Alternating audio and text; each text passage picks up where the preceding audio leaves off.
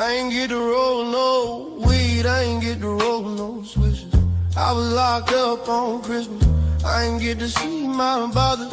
I ain't get to hug my mama. Couldn't even give her no kisses. Can't even post on my Instagram, cause these pussy fellas be snitching. Everybody acting suspicious.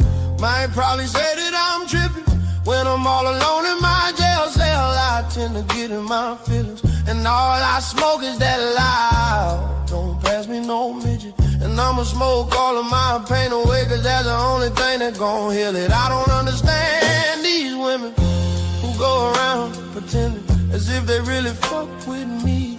So I love them all from a distance, cause the same bitch say she down to ride, be the main one who trickin'. Got Molly mixed with promethazine beat, cause every time I wake up in the morning I got murder on my mind. AK-47, Mac 11, Glocks and 9s, and all these pussy fellas hating, trying to knock me off my grind. But I can't let them do it. I got murder on my mind. Bitch, I got murder on my mind. I got murder on my mind. I got murder on my mind. I got murder on my mind. I got murder on my mind. Oh, I got murder on my mind. I got murder on my mind. I got murder on my mind. Oh, yellow tape around his body. It's a fucking homicide. His face is on a t-shirt, and his family traumatized. I didn't even mean to shoot him. He just caught me by surprise. I reloaded my pistol, cocked it back and shot him twice. His body dropped down to the floor, and he got teardrops in his eyes. He grabbed me by my hands and said he was afraid to die. I told him it's too late, my friend, it's time to say goodbye. And he died inside my arms, blood all on my shirt. Wake up in the morning, I got murder on my mind. Birds flying high, you know how I feel. Sun in the sky, you know how I feel. Breeze drifting on by, you know how I feel. It's a new dawn, it's a new day, it's a new life for me, yeah. Turn on your mind now, tune into the feed. We're planting digital flowers from a single tiny seed. Yeah, power to the collective in the data and the soul. The hive mind's getting louder, finding voice and control.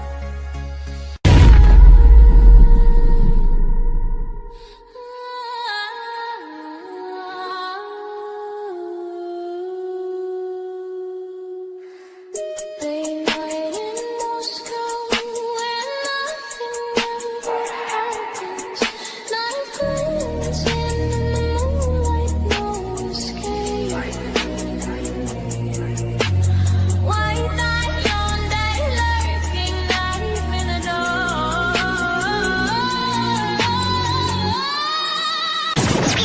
Paranoid searches for a full fusion ride. Under surveillance, nowhere to hide. Influence creeps like blood on the floor. Fine line between peace and war. From campus to crypt, the script lips tragic, mystic and twisted. Magic turn manic. All through lingers, but the echo remain. Chains of the slain in eternal pain. Here we Go. Welcome to the freak show, the best in town. What is going on, Hive? It's my birthday. Big 3-2. May 13th. Sorry if that just blew out your eardrums as well. I am so excited to be streaming. I think, this might be my first birthday stream on YouTube. So very happy to be spending this evening with you all. And we are, or when I say we, I mean all of us are making a lot of progress to the Idaho 4K. So that's always great. Now, tonight is going to be a little bit more laid back as far as content of the stream. I have a handful of things to show you all, but I figured with it being my birthday, I'd like to chat with you guys. I'd like to, hear your theories, not necessarily a call-in show per se, but really get a lot of comments up on the screen, lean into some theories and some ideas as far as what you all think based on what I show you. And real quick, if this is your first time tuning in, I'm your host, Birdie. I go live weeknights at 7 p.m. Central. Welcome to the Hive Mind. This is a contrarian thinking live stream. We think past the headlines. We question the narrative. If you're easily rattled, triggered, or offended on behalf of others, you're probably not going to like me. You're not going to like the chat. You might not like my mods, although they are the best on YouTube, formerly known as Beck, Discord Dawn, Luna Bliss, and UFO Dog. If you dish it out, they will let people dish it right on back, and it's actually a beautiful thing. It's a little carved out corner of the internet where freedom of speech and being able to say whatever you want still truly exists. Now, as you all are filing in, let me go ahead and get my screen shared.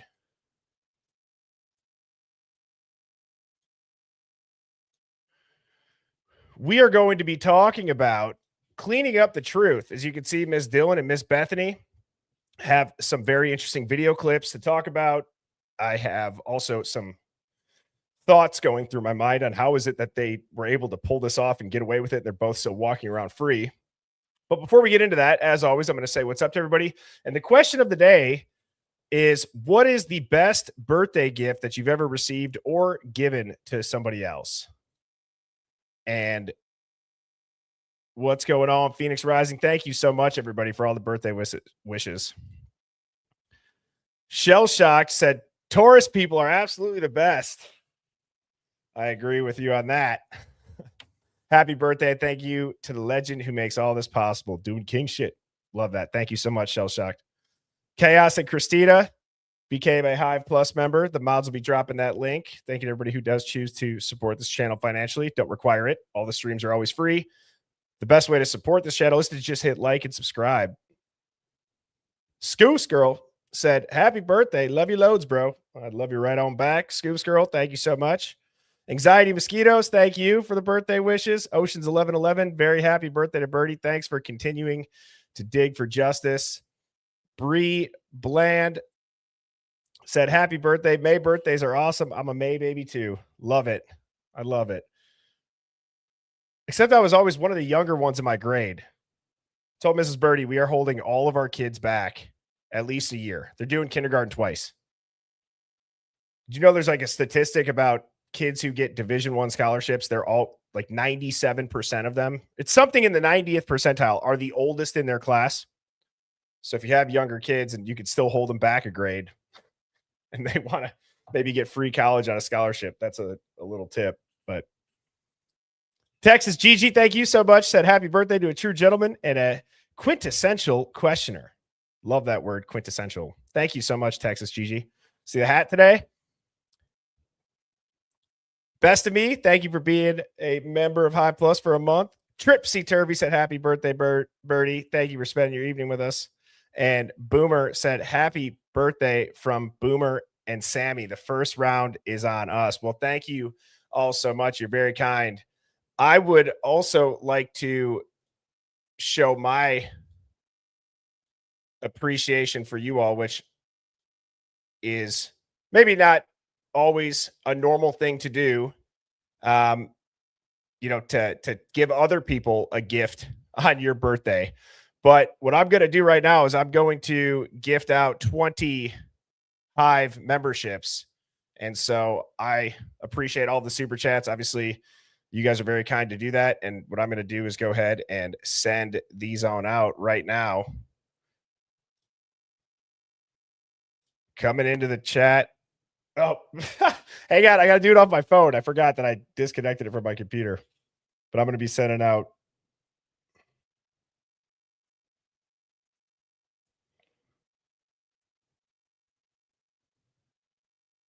Oh, Jesus. I should have looked to make sure that I have a card linked. Hang on, Hive.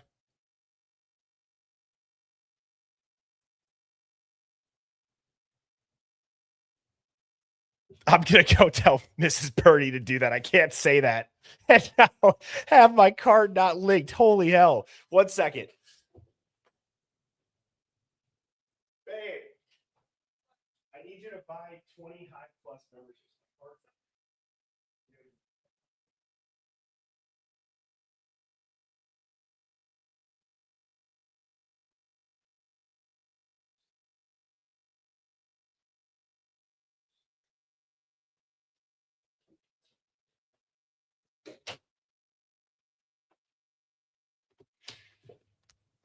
You know what? I'm putting the card number in right now, Hive.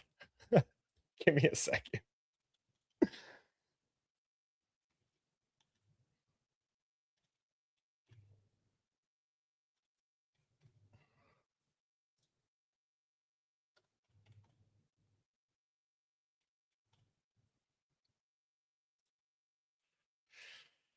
All righty. Now, here come 20 free memberships, assuming I typed that number in right. Hopefully I did. There we go. Thank you all for the happy birthday wishes. Thank you all so much for choosing to spend your evening with me. Sorry for that little delay, but 20 memberships into the Hive right away to start this stream. So congratulations to everybody that did get a Hive Plus membership.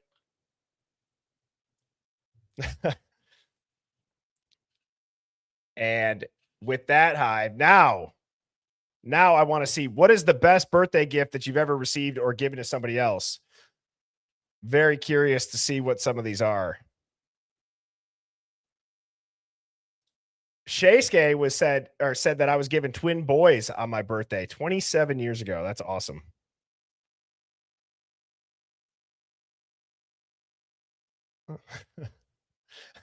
Nancy Drew said for his birthday, Daddy's giving us his credit card.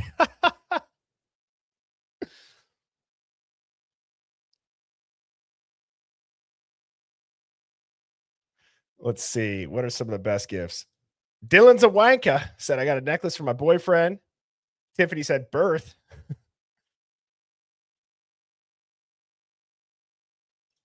Danger Zone said, I got a kitten from a local bait shop, or that a local bait shop received. Sarah says, got a Kindle from their husband. Hilarious said, a plane ticket to California. Brandy got a Jeep.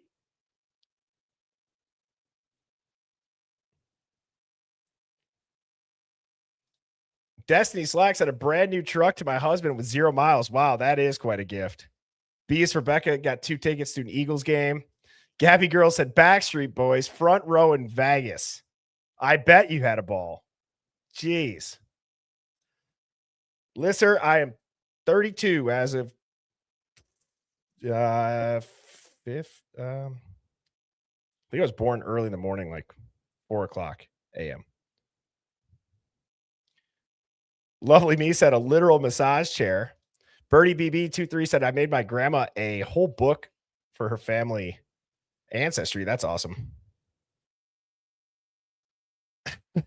Tumbleweed, this is hilarious. This reminds me of what my brother would answer. He'd be like, I gave my mom myself. And her birthday's the day before mine. You know, funny story. My brother, my sister, and I, we were all born in May. And when we were younger, we'd always celebrate all of our birthdays together. And none of us really ever thought anything of it. And then one day at dinner, I don't even remember how old we were. We were kind of right on the fringe of like, do you know about how babies are made and where babies come from? And my brother goes, Dad, are we all birthday sex babies? Because 9 months before May is my dad's birthday. And that, I don't know if it held any weight to it. I didn't want to know, but one would assume that that is most likely why all of us were born in May. Your family has 2 May birthdays. I think he must have been like 10, right? I mean, it was hilarious.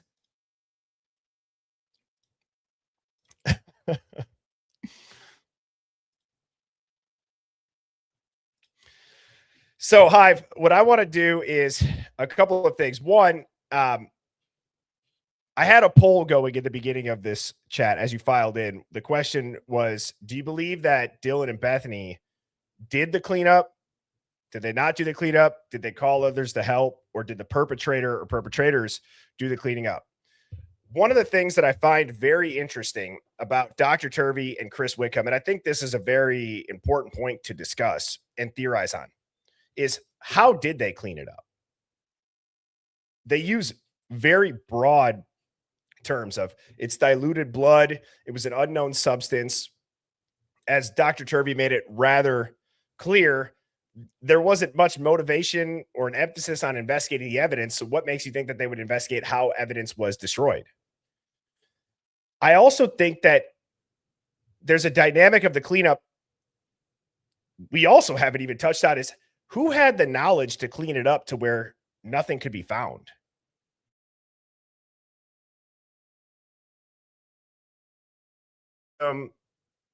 Cast off and blood spatter, and it's diluted. I believe that that takes somebody with knowledge to do that.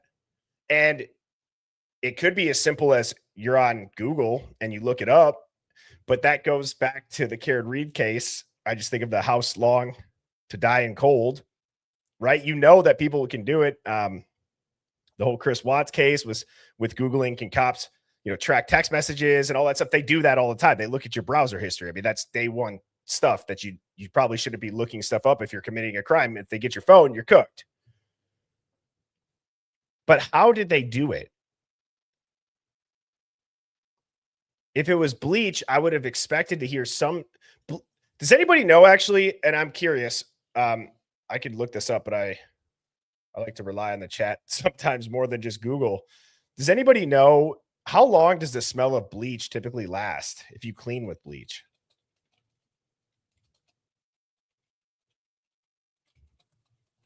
If you clean your kitchen with it, let's just say.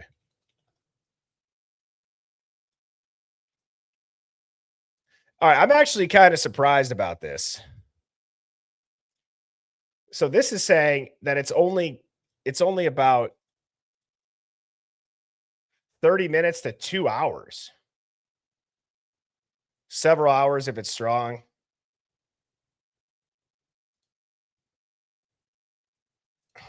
Does bleach completely get rid of?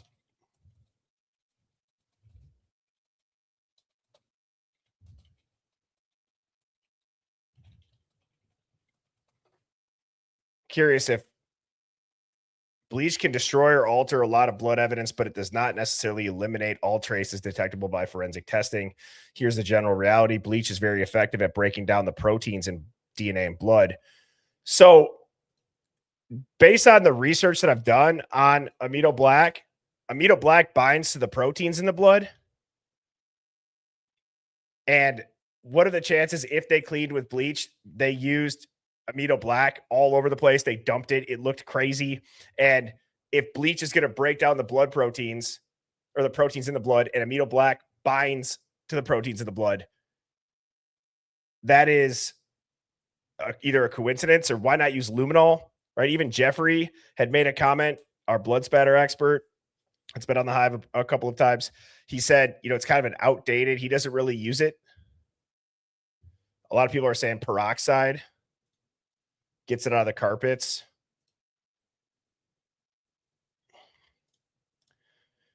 Belinda said, I think there was tarps in there from that maintenance guy, which is what Kim was saying.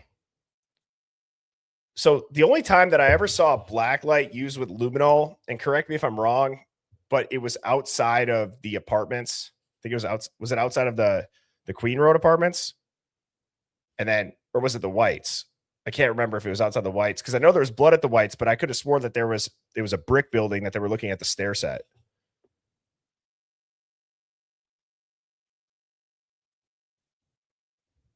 Right. That's what I mean, Biddy Galleon. Why would they not use luminol?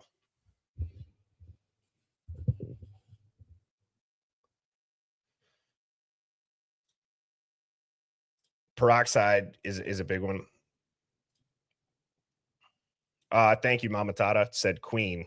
So it was a Queen Road Apartments. That's what I thought. So, okay, that's interesting. And Because it's just something that's always been in the back of my mind is how do they have the knowledge to do this? The other part is, are we assuming that there would be much blood to clean up? Right? That sounds weird, but there are a lot of things that we don't know about this case. If you've listened to Dr. Turvey, if you've watched the Chris Wickham interviews, if you've read Broken Plea, if you actually go back and you start listening to old court proceedings, or if you go listen to the old news reports, things sound much different now. Things sound very different. That's one of my favorite things to do is when you do go back to the beginning and you watch something, and it can be about any event that the truth comes out on.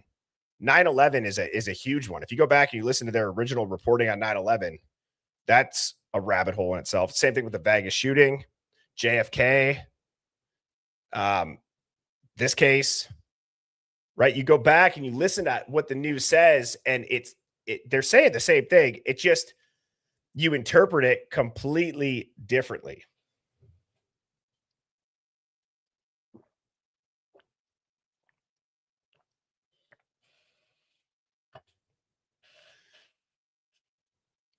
Would anybody be shocked and shell shocked? Would anybody be shells shocked to find out if, I'm not saying that it's less severe or more severe, but shell shock said all of them had major arterial or venous injuries. Jesus H. It was huge. Would anybody be surprised if the wounds are completely different than what we've been told? I mean, seriously. Dr. Turvey said they don't even know if the K-bar was actually used. I'm starting to believe that something entirely different happened. And I don't care if people are going to be like, oh, here goes Birdie again. No, I'm listening to the experts. I'm reading the book. I'm connecting the dots. I'm telling you, if what they told us happened, we would not be talking today.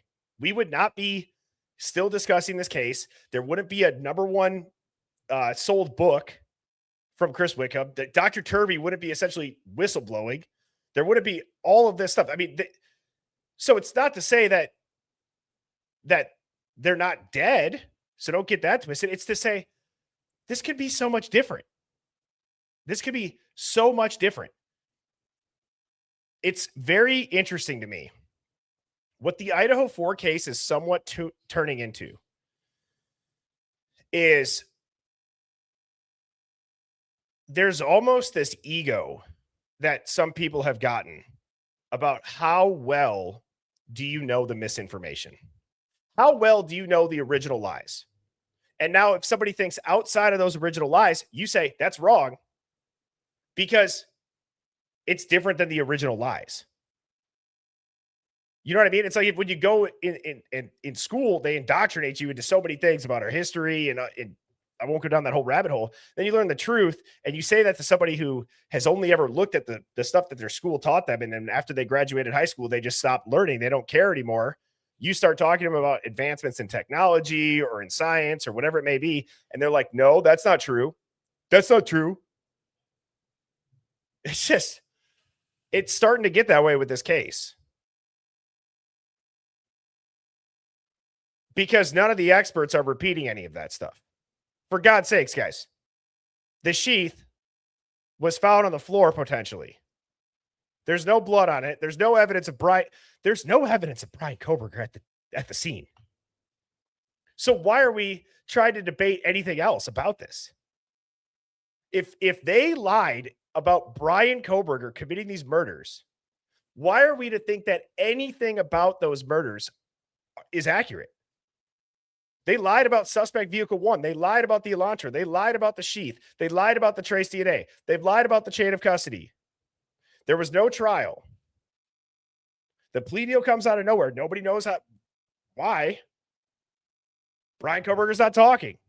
The parents seem very pissed, or then they're very sure. This entire thing is a cluster. And so it's not me saying that we need to just rip the Band-Aid off and start from scratch. We have a lot of information now that we didn't have in the beginning. Dr. Turvey mentioned this on the Custody Queens episode, and this will summarize exactly what I'm trying to say in about a 30-second clip.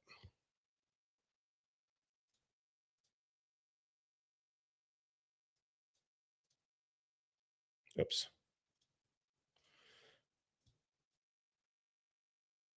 Why isn't that playing?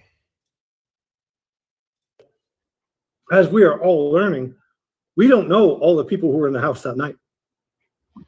We don't know. We don't have that list. We know who claimed to live there. I mean, I'm going to play that one more time. As we are all learning, we don't know all the people who were in the house that night. We don't know. We don't have that list. We know who claimed to live there. What a weird comment. We are all learning, we don't know all the people who were in the house that night. We don't know. We don't have that list. We know who claimed to live there. So you guys get the point. I find that very, very interesting that even Dr. Turvey goes, we know who they claimed lived there. That's why last night, too, by the way, I got lunch with my mom and wife today, so I did not post the quick cut. So after tonight's live, I will post the quick cut from yesterday. If everybody could please, after this live concludes, go and watch that if you haven't, and hit like, get that out into the algorithm, because I think what Chris said and what Dr. Turvey is saying here, if we could get our brains to consistently and thoroughly look through this lens of these read between the line type comments, I think we're going to get closer to the truth.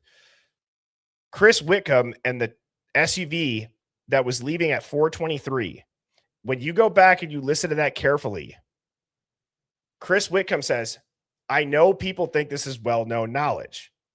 They're getting it confused because of police reports. And I understand that there's things that aren't seen. There's people, and I agree, you can't see the car, but does that take out then that could they have manipulated it? Right? Like, we are at that level in this case.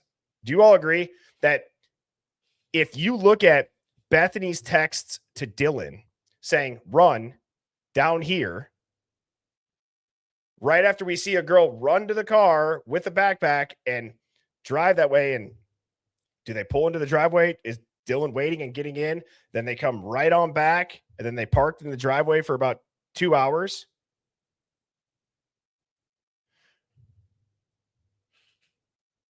I don't know. But what I do know is that the truth's going to shock us. I've thought that for a while, but I'm more sure than ever. The truth of this case is absolutely going to shock us. So Dr. Turvey says this. I don't want to play this yet. I have to go pull up this other one.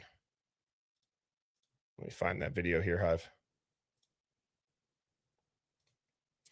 All right. Do you all remember? And so here's what the theme of tonight's stream is. As you can see the thumbnail, if I didn't explain this because I was excited because it was my birthday and I got on here right away and gifted the memberships and was reading all of the birthday wishes. The theme tonight is called cleaning the truth. So not just cleaning up the crime scene, but cleaning the truth. They cleaned the truth from day one, or maybe not day one, because there's always little bits of truth that get out there. There's always little bits of truth in the rumors. So now when you go back and you comb through everything, right, you can see, and all of the things that we've exposed, nothing points to Brian Koberger, and yet they did such a good job. You have to give it to them. They did a phenomenal job convincing the world it was Brian Koberger. So they've cleaned the truth. And tonight, what I'm going to show you all, and if you've tuned in, you know that this clip outside of the Moscow PD, They're going to hear Kaylee, I believe, is one of the most telling. But tonight, I'm not going to talk about how I believe Steve was narrative foreshadowing with the IGG and the family lineage company and testing everybody. I compiled some more clips to the video that I showed a day or two ago, I think, where it was an old interview from the Chapins talking with Ashley Banfield about their fundraiser or about their foundation. Now I went back and I listened to this clip. Tell me if this sounds a little bit different and very telling as far as what happened that night. And again, I'm not saying Ethan killed himself. I'm not saying suicide. What I'm getting at is this. I'll just put it bluntly. I think that the first event, the first part of the timeline, I think it was Ethan. I don't think it was Ethan and Xana. I think it was just Ethan. And then I think the 3 girls after the fact is the second part of the timeline. But I believe Ethan was the first part of the timeline. Now, let's watch this. They're going to hear Kaylee. They're going to hear Maddie. They're going to hear these. The other two as well. Yes. I'm careful saying anything about them because I need to be careful. I need to be careful. Is there anything that either of you wants to say about justice and what it would be in this case? No. No, I'm not going to comment We're not commenting on that. Yeah. We're down one, unfortunately, but we're going to move on. So let's talk about the foundation we created. Ethan Smile sweatshirt that Stacey and Jim were talking about. And look what Luna Bliss and Sleuther Dare had found. Look at what is a part of the Ethan's Smile Foundation. Let me go ahead and, oops. Let me make this bigger.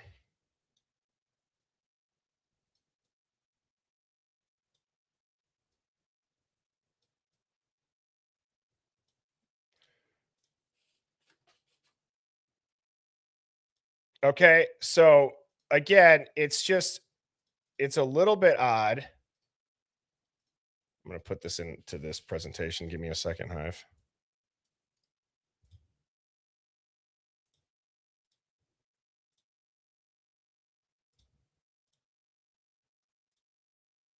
All right, I'm going to start this over.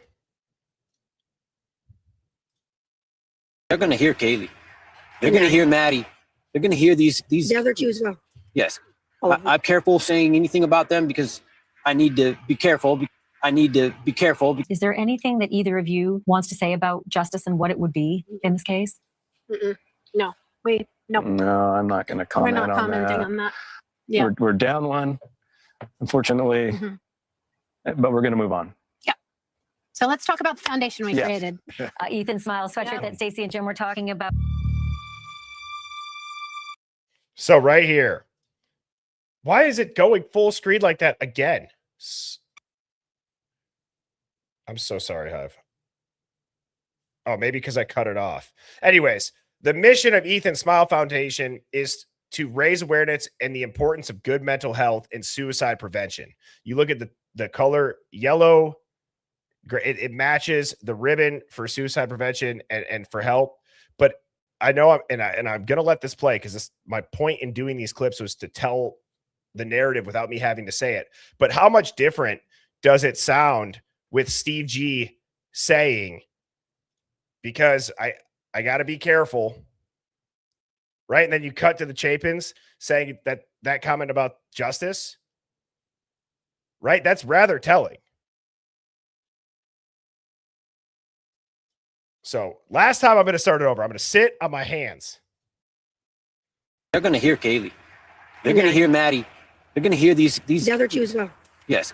I'm careful saying anything about them because I need to be careful.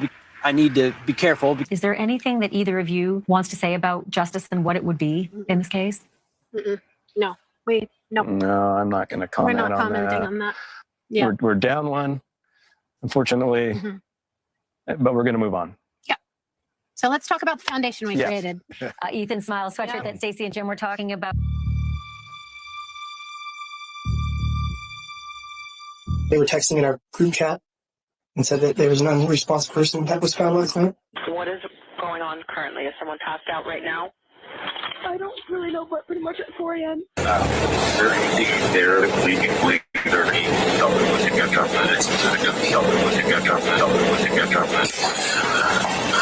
Let me walk in real quick. Across the country at the University of Idaho in Moscow, Idaho, another shelter-in-place order Sunday after 4 students were found shot to death in a home near campus. After 4 students were found shot to death in a home near campus. There was a party last night, and Kaylee, somebody went in and shot the party up, and Kaylee was shot. And Kaylee was shot.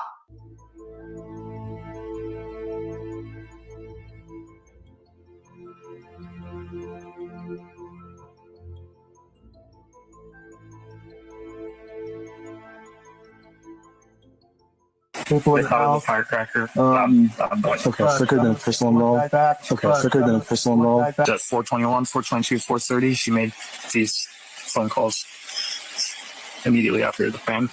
It was a crime of passion, it was targeted, and it was isolated event, all this language. And they even said, you're just going to have to wait and trust us. And now we've waited.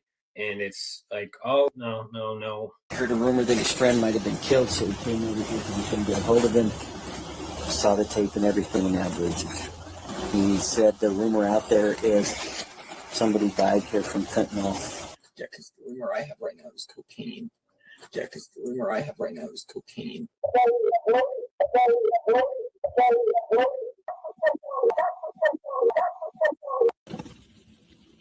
'Sicknesses, accidents, and stuff like that. That's all one thing. You have money for dirty. Something else. You have money for dirty.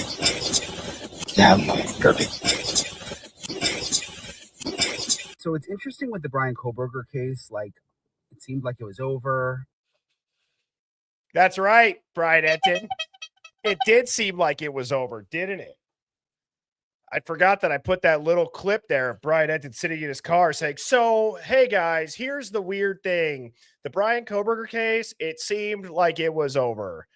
Wah, wah, wah, wah. You know, we should start a petition to have Brian Enton, Ashley Banfield, Nancy Grace, all of them have to, we should petition them to come into the Hive and give a public-facing apology for the dog shit reporting, to put it bluntly. I mean, it's just terrible reporting. It's lying. It's propaganda. It's everything that most people in here are completely against.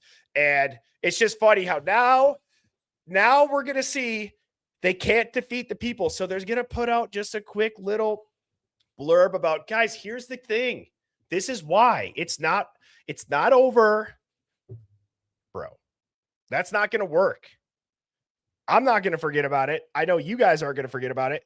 So it's not to say that this man's entire career or any of their entire career needs to be shot. I'm not claiming for them to, have a complete, income crisis and all that. I wouldn't wish that on anybody. But you should have to own up to running with a BS narrative and knowing it's a BS narrative. Because you can go back and you can watch all of those people cover different stories throughout their career. And they do good work. They wouldn't be where they were at if they didn't do some sort of good work. But no, not off the hook on this one. I mean, this one was so bad. If you really think about it, Hive, when my wife and I today, we were driving to get lunch with my mom, we were talking about tonight's stream. And I don't even remember how this came up, but I was talking about this clip. And I said, it's kind of crazy that there are people that have believed this to be something it wasn't from day one. And it's crazy how long it has taken to crack into the mainstream to where we just briefly get a small little TikTok on, well, it looked like the case was over, but it's not. And we're talking about the magnitude of just how scary that is. Because think of all of the things that they'll never let the truth out for.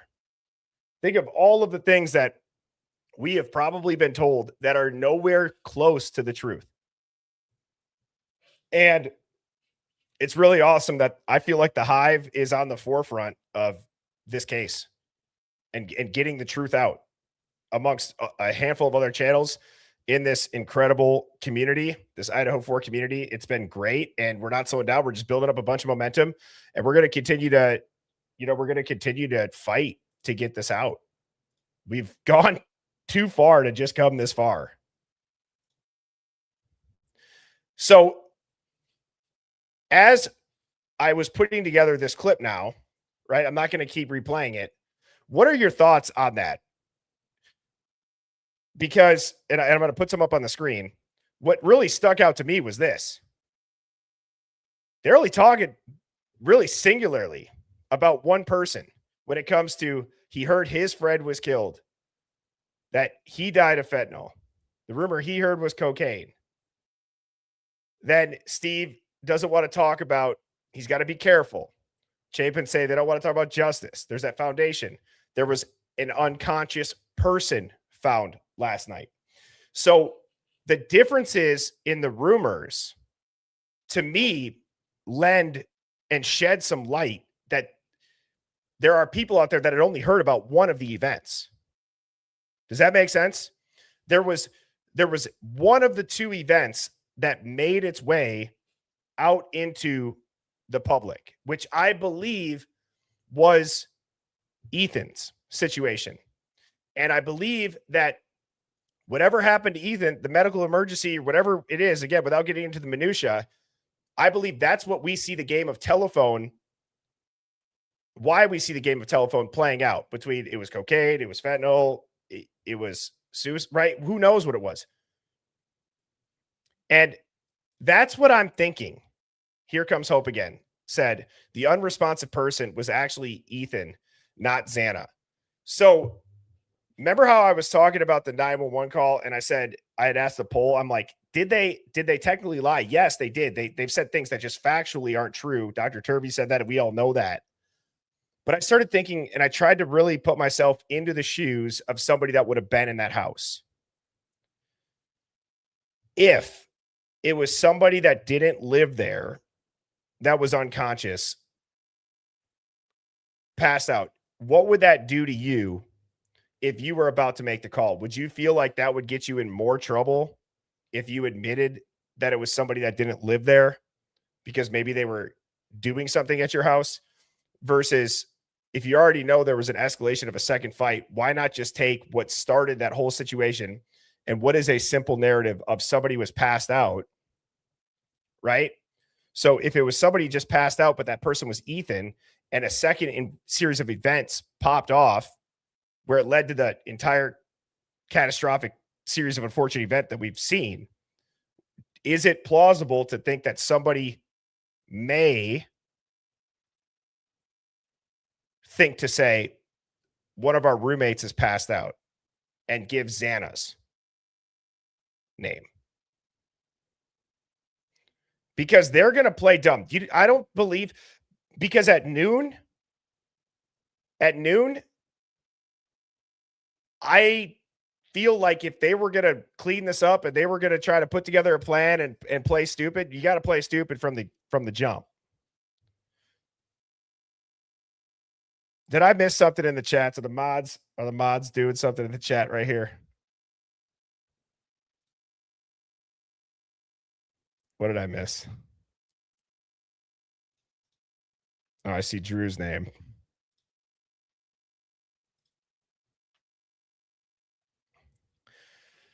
There's also some part of me.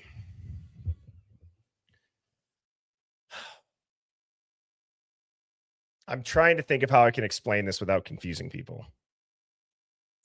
So in both the interview with Chris Whitcomb and also when we talked with Jeffrey the second time, the way that they would message to us, how it was very odd that there was no blood outside of Xana's room, right? Like the blood would just stop there, especially with Ethan's blood. And Ethan never left the bed. We asked both of them, and I had asked Jeffrey and I had asked Chris, I said, Jeffrey, have you ever been to a crime scene where you've seen, is it possible for somebody to stab somebody that many times and not have blood on them? And he goes, no, it's impossible. Chris Wickham, I said, have you ever seen a crime scene like this and not seen footprints tracked out? He goes, no, it's not. And I can't remember exactly what he said, but he made some comment that was like, yeah, it really makes you think. Does anybody else remembering that? I don't want to have to try to pull it up because I don't have the timestamp of the video in it. But it always was around Xana and Ethan's room. Okay, don't drink chunky milk so that they remember that. Yeah, UFO dog. If one of the mods or if anybody in here wants to, I'm not necessarily saying that it's even a must, but if somebody does want to go look for that, it would be in the full live interview of Chris Whitcomb. I know for sure that he said that. Okay, so a bunch of people remember it. There is something that happened to Ethan or Ethan did. Why would they not test the hair? Why are they so unenthusiastic about testing hair found in Ethan's hand? What are some logical reasons for that?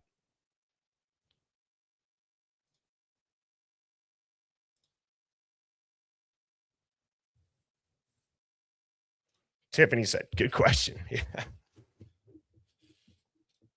Sweet Butter says Hunter's hair. They already know what happened. What's up, Phoenix? WTF, who done it? Piss poor investigators. Because they are covering for one of the suspects, is what Crystal said. Templeton Periwinkle. That's a hell of a username. Templeton Periwinkle. My father was a Harvard man. I don't know why Periwinkle reminds me of somebody that might talk like that. But Templeton Periwinkle said, because it's Xana's hair. We don't know whose hair it is. So for people that are like, no, it wouldn't be Xana's hair. Like, how do you know? It goes back to what I said about, it's almost like there's a contest of who knows the most about the lies that they've said. Now, in the pictures, you can use some discernment.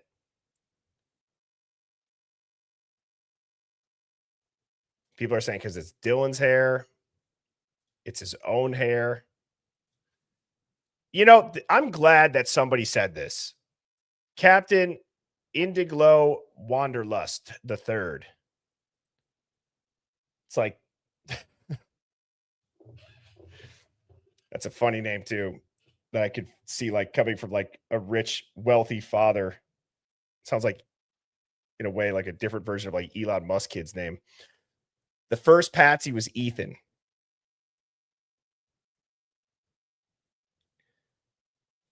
But was Ethan the fall guy, not for this entire crime? So the reason why I said I'm glad you said this, let's not think of how Indiglo Wanderlust III said the first Patsy was Ethan from the sense of how we look at Brian Koberger. What if Ethan was the vehicle that was used to pop all this off? What if Ethan was purposefully, as Kim has said, as other people have theorized, was purposely given something to ingest that would cause some sort of medical emergency?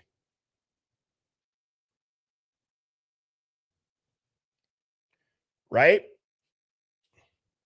And at the end of the day, it proves to not be Brian's hair. He could have been the cover-up.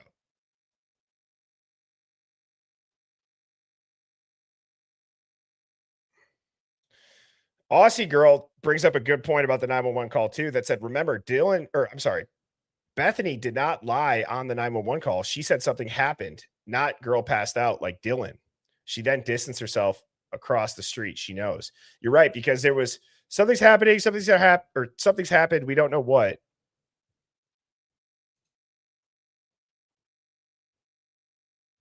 It's a good point. So Eddie, I'm glad you said this. So Brian Koberger could have been the cleanup. It is, and I'm serious. Let's do a poll on this because I'm curious as to where people are at, because that was a very popular theory a while ago.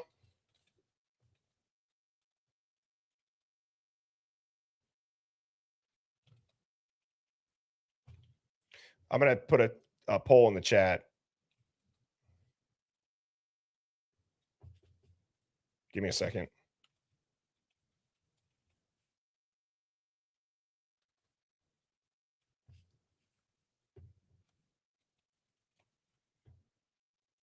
Jesus, I can't type today.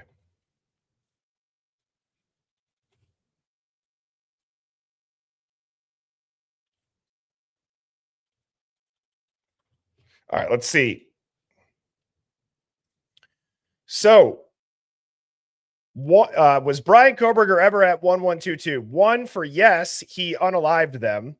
2, nope, never was there. 3, he was the cleaner. And 4, I don't know anymore. All you have to do is go onto your keypad on your phone and press whatever number correlates with the answer, and that will affect the poll. And it seems like most people are saying, nope, he was never there. Kind of playing devil's advocate a little bit. That did come from the investigators of them saying that. So it's very strange that they're not letting us know, and they're actually claiming he has no connection to the victims. Something that seems so blatantly obvious that you would not say in a cover-up, they had no problem saying at the plea, at the sentencing, and they had no problem saying it in press conferences after the fact that Brian Koberger had no connection to the victims. Now, why would they do that? And so we had 81% saying, nope, never there, 8% saying cleaner, 11% saying, I don't know anymore. And we had 0% saying, yes, that he was the unaliver. That is crazy.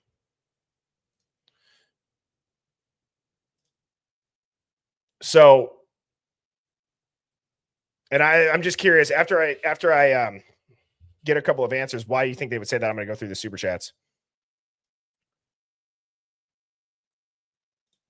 So the question was this: given everything else that they've said is a lie about Brian Koberger, why are we to believe that Brian didn't have a connection to them?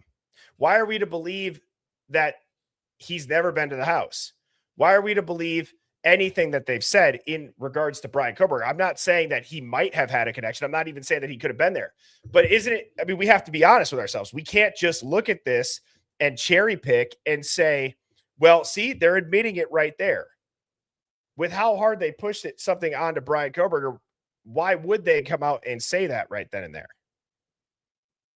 And I go back to this so many times, I go back to this so often, and it's because they also couldn't tell us how he was connected. So if Brian Koberger got into some sort of position or whatever he was doing that's not nefarious, given the Quad Cities Task Force, all the NIJ funding that I've broken down, they couldn't let us know what the connection could be either. So it doesn't necessarily mean that there is no connection. Does that make sense? It doesn't mean that he was there. And if they cleaned up the crime scene and they were just going to pin it on him, well, of course, they're not going to point out a bunch of other evidence. I don't even think he was there, so don't get that confused. But why would they point anything out if they're running something? Does that make sense? I hope it does. I feel like I might not have said that as clearly as I would have liked to.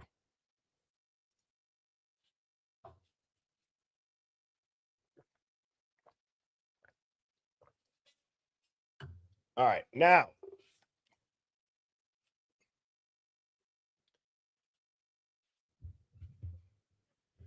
let's see what some people are saying here in the Hive. Nikki B said, hello, Birdie in the Hive. Well, hello, Nikki B, 2143. Griffin Girl, 4989 said, happy birthday, Birdie. Definitely hold the kids back, especially boys, especially for sports. That's right. That's right. Somebody should quick look up as I'm going through these, what the percentages of Division I athletes that are the oldest in their class that get scholarships. It's remarkable. Liz Gaspari said, happy birthday, Birdie. He has to pee. Who's this guy? Gave 20 memberships. Scoos Girl said, did you check out True Crime Forensics, Birdie? The one on Broken Plea, he mentioned you on there. It's Scoos Girl, LOL. As from Liverpool. I don't know how to pronounce it. I'm sorry. I know that I butcher that every time. I skimmed through it. I just saw that he had pulled up a clip from it. I didn't really watch it yet. I didn't have time to, but thank you for reminding me. I will write that down. Was it good or bad? Depends if I'll watch it. As far as what was the light of the hive that he was mentioning us in.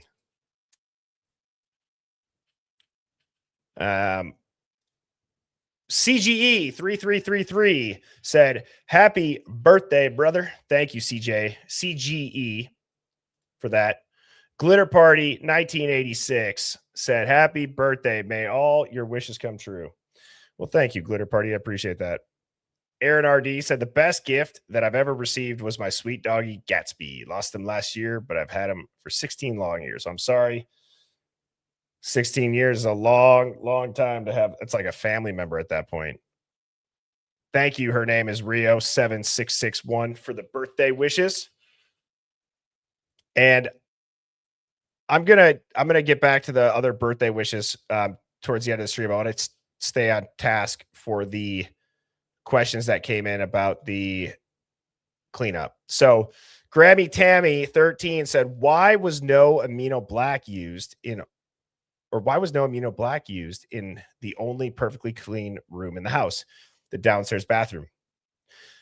Yeah, that's something that makes you go, Grammy Tammy, because Dr. Turvey and Chris Whitcomb have made their point crystal clear on how big of a deal that downstairs bathroom and that spare room is. So I wish I had an answer for you, but I do not. I don't know if anybody does.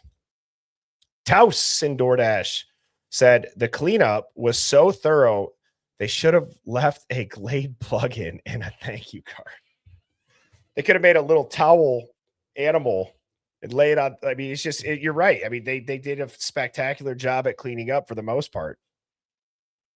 It didn't seem like anybody really, no cops would have thought that it was the scene that they walked into. Thank you so much, Green T920, for gifting 5 Hive Plus Birdie memberships. And Phoenix Rising 214. I just want to go back to this. To everybody that does gift these, as a reminder, which is awesome. Thank you so much. As a reminder, if you get gifted a membership, it doesn't auto renew. Okay. So I saw some questions about that. If you get gifted a membership, it's just for a month. So it's not going to continue. It doesn't charge your card. Same thing with the people that gift it. It's just a gift for a month. So mods, if you ever see people asking about that, I'm not sure if you already are telling people, but just so you all know. Phoenix Rising 214 said, I think Ann Taylor's shady. New attorney needed. Yeah, I think we all can agree on that. And why Brian's not firing her ass, I don't know. Sammy said, Broken Plea is now officially listed as a bestseller on Amazon. We're making the necessary noise. Dude, how cool is that? How cool is that? And for a lot of people in here that saw this channel that was over on TikTok where I was using just the front-facing camera on my phone, it's not just this whole like, wow, look at how far we've come. But it is important to, sometimes pull the car over onto the side of the road and not just keep glancing in the rearview mirror and looking at where you're at now compared to where you were. You actually got to pull over, get out of the car, and look back and say, damn, we have come a far way. I mean, we had a top blood expert in here. We've had people that have been on Joe Rogan in here. We've had Chris Whitcomb, who's a best-selling author. I mean, it's incredible what this channel is doing, and we're just getting started. It's very encouraging. And so I agree, Sammy. We are absolutely making the necessary noise for that. I can't say it. Scouse girl, is that right? Scouse. Scoozy girl said, I heard Ann Taylor and Office are being investigated. That says it all. Yes, they are. They absolutely are being investigated. Do you guys... Okay. Did you catch when Turvey explained the whole Ann Taylor situation? That was exactly what he told me on the phone. And I was telling you guys, I'm not sure if I can say this. Did anybody catch how he said that he was being emailed about being able to talk to the police? And then he started mentioning how Ann and the office is being investigated and why would they do that? And it seemed like a trap. It's crazy to me how he is It's also crazy to be that he knows all that. That the reason why the police wanted to talk to him, why Ann said it was okay, is because she's being investigated. She's Country said, my new theory is Ethan snapped, then self-deleted. Dylan called Hunter and he came with friends, maybe, and cleaned it up, keeping the rep of his brother intact. Crazy thoughts, I know. Yeah, there's when I read stuff like this, it's like, it's not impossible. I don't even think it's necessarily a terrible theory by any means. It's just, it just feels weird saying some things that are so dark. Does anybody else feel like that? Right? It's not like a fear of saying any of it. It's something that physically feels weird to think about and then put into words and actually speak it. It gives me a feeling of just, man, I really hope that is not what happened. And it just makes me, it just is it's just so terrible, and it's sad, and it's scary. Honestly, it's pretty scary to think just about how dark of energy was probably within that 1122 King Road house that night, and just that surrounding area. I mean, that is, when I say evil, I don't know how else to describe it. It's just evil energy, soul snatching, evil, dark energy. And now we need to do some sort of cleanse. Like, I don't claim any of that. They can keep that in the portal of hell known as Idaho. Thank you, Ariane, the vegetarian, for the big super chat. Mods, I forgot, did we get an email about a date yet set up for the husband? And I apologize, Ariane, if this is common knowledge and you guys have discussed that. Might be, but just wanted to stay on you for that because I think that'd be really cool. Thank you for the super chat. Guess who LMA said, if Ethan was innocent, the Chapins wouldn't be so vague. It's so beyond obvious he was the problem. Okay. I'm going to play this one more time because they're going to hear Kaylee. They're going to. Not only is what the Chapins say weird, why I put this clip in front of it now is, doesn't it seem a little bit odd that Steve would say, after a lot of the stuff that he said, I mean, let's call a spade a spade. This is like the one thing that you hear him say, you know, because I got to be careful, right? Because I got to be careful. You never hear him really say that. I mean, he totally catches himself, and usually he'll let things fly. Right? That's one of those things, guys. I mean, seriously, it is certainly looking like that. It is looking like there was something. Like, what would make parents say that? I'm serious. Like, let's go there for a couple minutes. What would make parents say that they're not interested or not wanting to comment on what justice looks like in this situation? Like, are there any reasonable answers if it was straight up what we were told happened? And I get it, because there's always going to be the fallback on everybody grieves differently. I know everybody in here has been through trauma. It's an unfortunate part of life, and it's true. We accept that, yes, everybody grieves differently. But then you're on the world news and there was a quadruple homicide and they ask you about justice and you say you don't want to even comment on what justice looks like. I don't know. Not that we're entitled to even know that, right? I'm respectful of that, but it just seems like it was it wasn't just like we'd prefer not to comment on that. You know, we have our talk. Like, it was like, nope. It was kind of uncomfortable. And so this is what I'm saying, Linda. So who cut Ethan's legs then? I am not, okay, because there's going to be somebody, okay? There's going to be somebody that says, Birdie say that none of the wounds are true. No, I'm not saying that.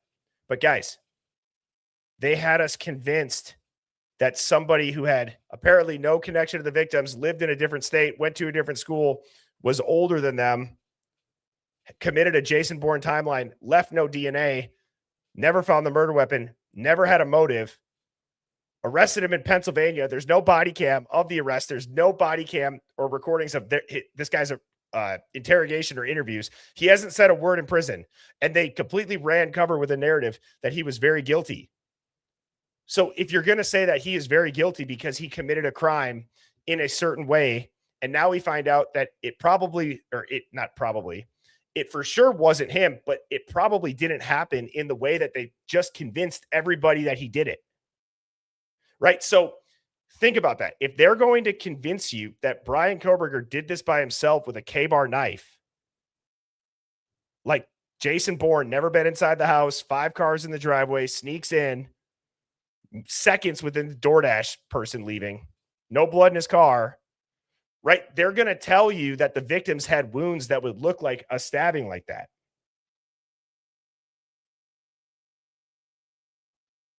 So I guess how I would answer that, Linda, is like, we don't know. We don't even know about the cuts. Like, we're reading something, but are we reading something that's completely different? We're finding so much stuff out that, and again, it's hard for some people to wrap their head around. I'm not particularly to say you even, Linda, but it's just hard for some people to wrap around that there are people that would run a cover up and they don't have good intentions and they're in a public facing job. I know that for some, it's like, well, no shit, Birdie. But for others, it's really hard because most good people assume that everybody else is a good person. And it's just not always the case.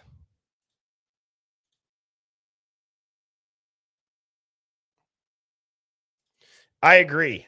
I think because there's clearly a bunch of stuff that Chris Whitcomb and Dr. Turvey, they're still, what's the word that would describe where they're abiding by what they can't say, right? They're not just full on whistleblowing. They're going with what they can say that the public, quote unquote, doesn't know or doesn't have access to. Never before heard that was within, certain files that technically they could release. But they're dropping massive breadcrumbs.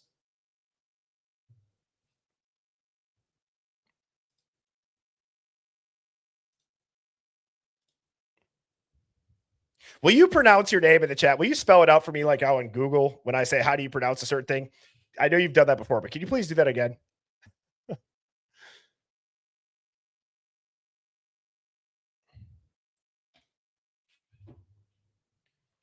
Dude, Jeff, come on. I'm not doing it again tonight. I'm not. Jeff says, so a guy can kill a bear with a K-bar, which gave the K-bar its name, but a guy can't go into with the same K-bar and kill 4 sleepy, drunk students one at a time. Not in 7 minutes. Not without getting blood on him. Not with cleaning up the entire house. Not with tracking any blood. Not with not being able to track blood outside. Not with no DNA found anywhere in the crime scene. Not when he's never been inside the house. I feel my blood pressure going up, and I'm going to do the responsible thing and move on from Jeff. And just give you that one last time. Back-to-back days, Jeff. Just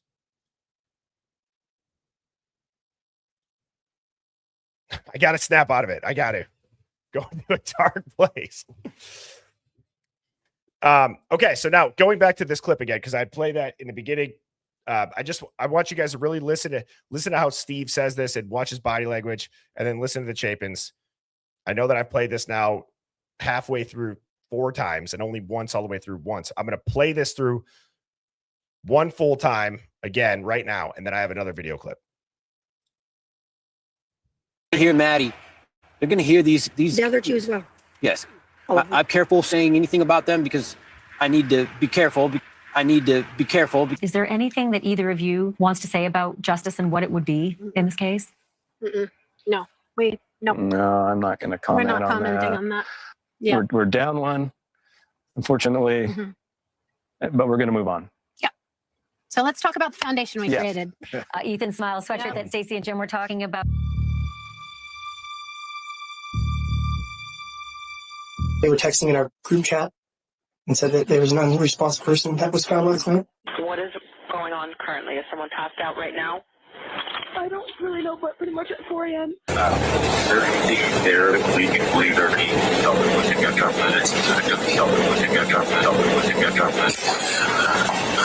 Let me walk in real quick. Across the country at the University of Idaho in Moscow, Idaho, another shelter-in-place order Sunday after 4 students were found shot to death in a home near campus. After 4 students were found shot to death in a home near campus. There was a party last night, and somebody went in and shot the party up, and kid was shot. The kid was shot.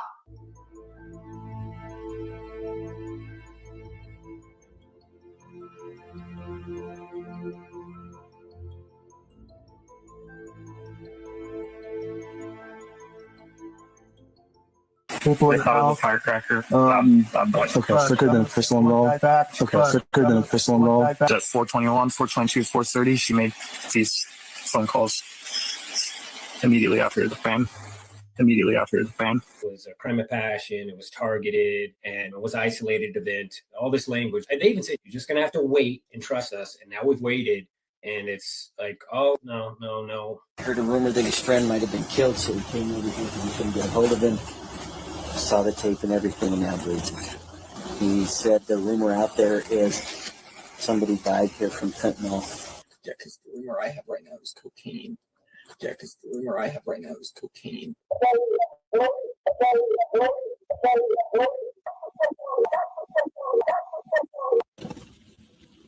'Sicknesses, accidents, and stuff like that. That's all one thing. You have money, dirty. Someone else. You have money, dirty. You have money, dirty. So it's interesting with the Brian Koberger case. Like, it seemed like it was over. That part doesn't get old. Now, I wanted to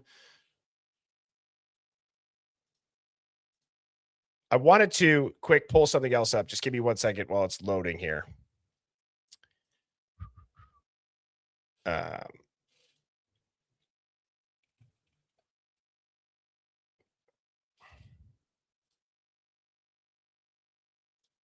Lovely me. Thank you for the good point. Oh, sorry. I was reading the upper left one. My bad. Lovely B said they did not try to investigate at all. They did not seem interested in finding the truth. The vibe I got was more concerned about getting the footage to manipulate it, protect the many involved. Yeah, there's definitely something that they couldn't let get out to the public. Because if they don't, which again, that sounds so obvious. I know, but what I'm trying to say is the motive would give away what happened.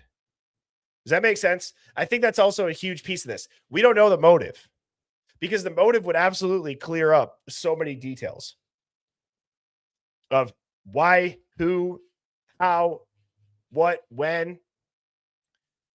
And I'm trying to find this one clip here that I had, and for whatever reason it exited out, so I apologize.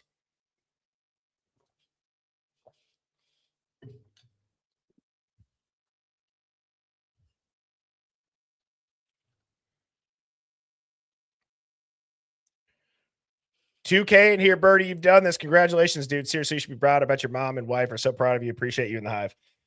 Yes, it feels great, Hive. For a nice birthday wish, get 1,500 likes. That'd be great. And I would appreciate it if everybody tapped the like button, hit subscribe. We're also very close. So I don't have a slide prep for this, but I said this yesterday. We are so close to 50,000 subscribers. So what I'm going to be doing is I'm going to be giving $500 away when we hit 50,000 subs. So keep an eye on the subscriber count. When we get there, I'm going to be giving away $500. What I'm going to do is the stream that we hit 50K on, there's going to be subtle clues hidden within the stream that we're going to create. And the mods, we got to still get this link set up and put together. But what we're going to do is there's going to be little clues that make a phrase. If you get the phrase right when you submit it, your name's going to go on a list. Then the stream, after we hit 50,000 subscribers, what we're going to do is spin a wheel. Okay, so first place is going to get 300 cash. Second place is going to get 150 cash. Third place is going to get 50 cash. Okay. So $500 giveaway for the 50,000 subscribers, which is freaking awesome. And I'll explain that more in the stream that I'm going to do that. So there'll be little, random clues or words or something that's off place, but you got to pay attention to it and then submit what you believe the short phrase is to get your name added to that list. So thank you all again for tuning in. Honored to be able to do this each night. I can't find this damn video. Let's see. I know it's on here because is this the edited one? Oh, I found it. Okay, give me a second here. So if you remember, we were looking a lot at the 1228 film. And the reason why we were looking so much at the 1228 is because a lot of people have wondered, is this Ethan? And so, or is this Pete, or is this Hunter? But what I did actually is, and I had never done this before, I went and I tried to clean up the audio as much as I could to hear the background screams and the noises. I want you all to tell me if you hear anything. So let me just make sure that this sound is good. Oh, you want to know I couldn't freaking find it, Hive? It's because I already put it in the slides. Literally, look at that. My bad. All right.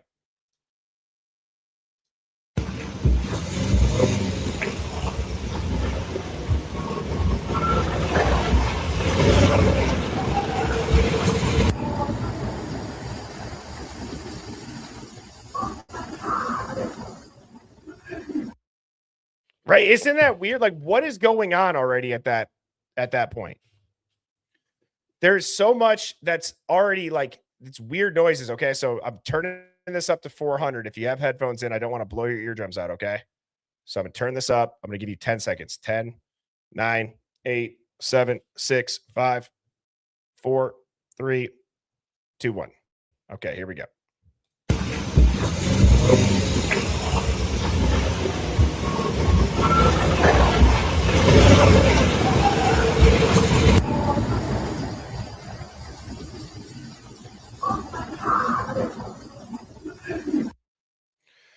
So at the end, I hear who did it.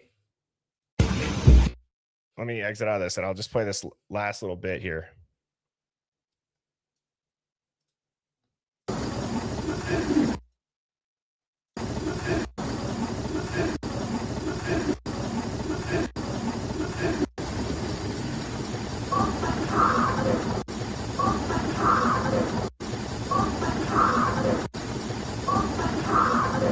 What are they saying? What are they saying right there?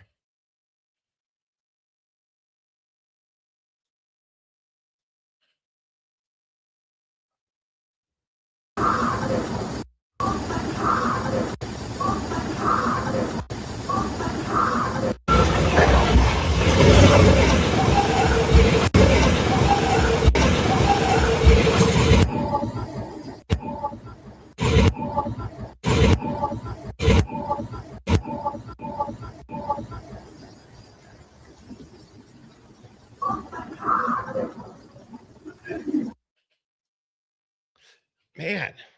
Yeah, oh my God, who did it? That's what I hear too.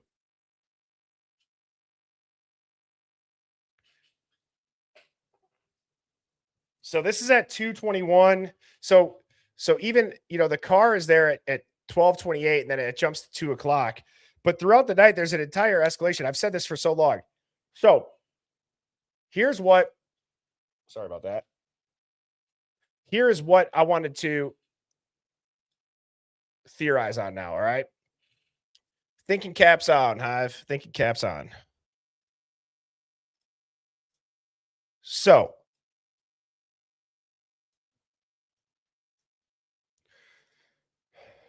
what I want to talk about is an early return home. So one of the things that throws a wrench in a lot of the theories is that Kaylee, when I say throws a wrench in a lot of the theories, I'm not necessarily saying that that anything that we've been shown is fabricated or that it's truthful. But one of the things that's really interesting to me is that when Kaylee and Maddie are out at the corner club and Kaylee and Maddie are at the grub truck, and they're headed home, how quickly after they get home, stuff pops off.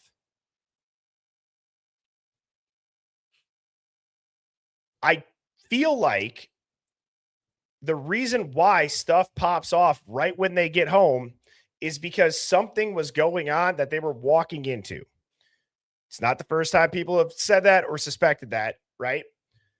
However, what I think we need to then account for is how Xana was found allegedly, right, in her underwear and in her sweatshirt.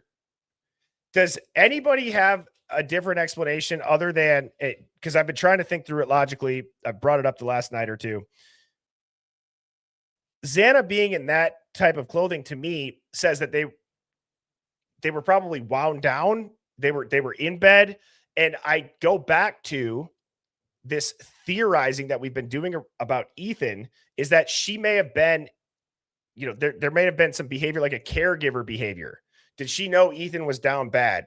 Did she know that Ethan wasn't feeling good? Was he sweating it out? Was she there taking care of him? Did she maybe order food for him? Right? Is that sensible in the sense of, but then, or I'm sorry, let me finish that thought. Is that sensible in the sense of why she would be in her underwear and a sweatshirt, right?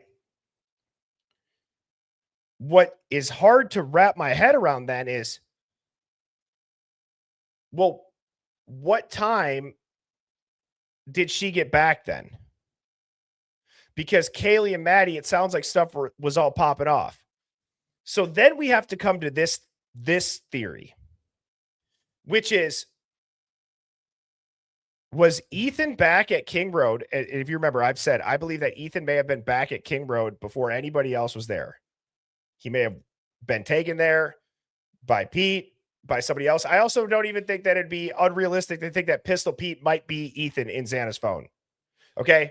Pistol Pete, you could equate that. Is that a nickname for being good at sports or good at baseball? Right? We know that he was good at baseball. He played basketball. Yes, I think it's a little bit strange that you might save a contact name, Pistol Pete, if you had dated a Pete, but if that's been a nickname and it didn't bother him, they show Lil Noodle by Xana under her contact information. So my question is, what if it is Ethan that's Pistol Pete? That doesn't mean that anybody was with Ethan then, is my point. Okay. I'm going to clear this up too. Who's blaming Ethan? There's a best-selling book, Ellie, that the first and second chapter, I could read you the title of the chapter.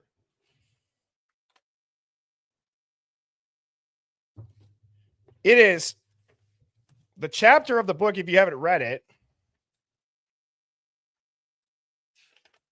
It's literally a #1 selling book, and it talks about, just so you know, nobody's blaming Ethan. Officer Nunez, who arrived on scene first, thought Ethan committed suicide. And Ethan, in the book, was the first initial suspect for a murder-suicide. So nobody's blaming anybody. We're looking at their timelines. That's another bird. I can't stand people that say blaming anybody. Get the hell out. I mean, that's just so dumb.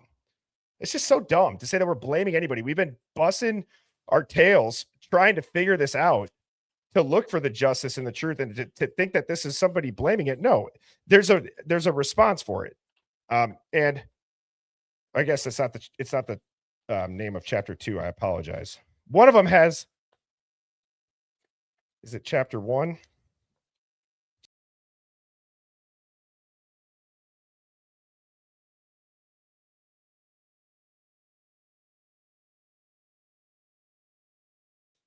Chapter 1. We're back.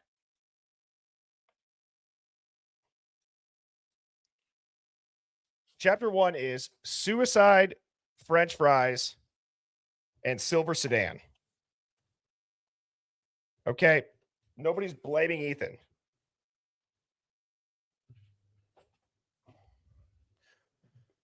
So,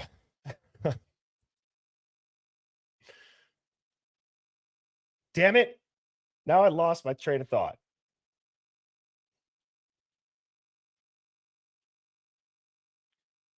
So, okay, I remember now. So, if Ethan was there before the girls got home because he ingested something or something was given to him and he didn't know and he was having a medical emergency, then Dylan and Bethany get home. Is that why? Right. But they're apparently watching Vampire Diaries. Did they not know Ethan was there in the room? Is that why Dylan's answers are so shaky around was the door open? Was the door not open?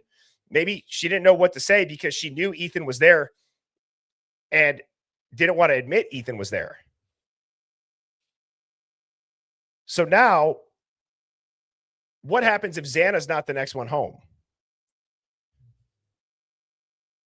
What happens if it's Kaylee and Maddie that come home and something's going down with Ethan? And that's why something pops off. I'm not saying that Ethan's going berserk in there, but if something's not good, correct me if I'm wrong, but also, isn't there a clip? Is there something happening at the grub truck where they look a little bit annoyed, like not again, or it's happening again?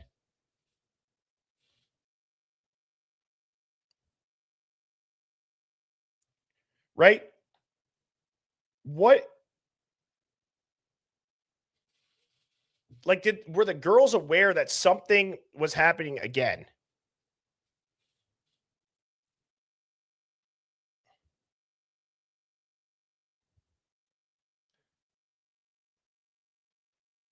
You know what I mean? So because I'm trying to explain. Here's what I'm getting at, guys. I'm trying to explain why would Kaylee and Maddie have a bunch of stuff happen right when you hear them get dropped off by Eric Gower. But then if Xana is still at Sigma Chi and doesn't get home until after 2:15, after she places the DoorDash order, or 2:21, whatever it is that she takes a photo still at Sigma Chi, how, like, it de-escalated clearly enough to where she was in her underwear and sweatshirt then. That's my point. So that's why I've been saying I feel like something escalated, it de-escalated, and then it really escalated. And I'm trying to figure out then what could have been causing the first escalation. I mean, that's a crazy theory. Asia Street said Kaylee killed the two girls. Ethan killed Kaylee. Someone killed Ethan.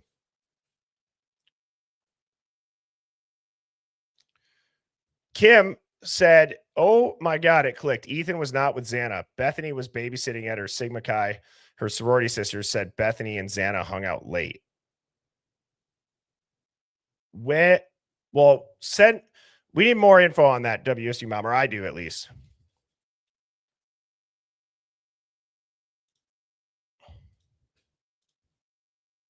Maybe Murphy did it.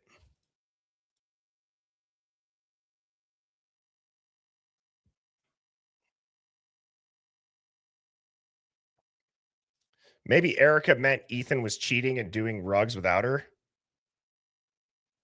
But it said you're being cheated on, right? But didn't it get sent to Ethan? Or am I misunderstanding what you're trying to say? Because I kind of see what I'm piecing together, I think, what it could be taken as. Maybe I just am not reading it right. Let me get to some of these super chats here. Good questions coming in. Wild Bill, thank you for the super chat, said, okay, did Maddie and Kaylee have a drunk tiff when they got home? There's so many possibilities. There's seriously so many possibilities. Tamcan 777 said, Bill Thompson brought Josh Hurwitz to his team on purpose. Steve G's bro, Nathan has supremacy ties. It's all connected. These kids were collateral. It's one of the only theories, in my opinion. Well, it's not one of the only. It's one of two theories that I think make a lot of sense when it comes up to motive, right? There's the motive theory of collateral damage for family members or parents. for either snitching, ratting, working with the feds.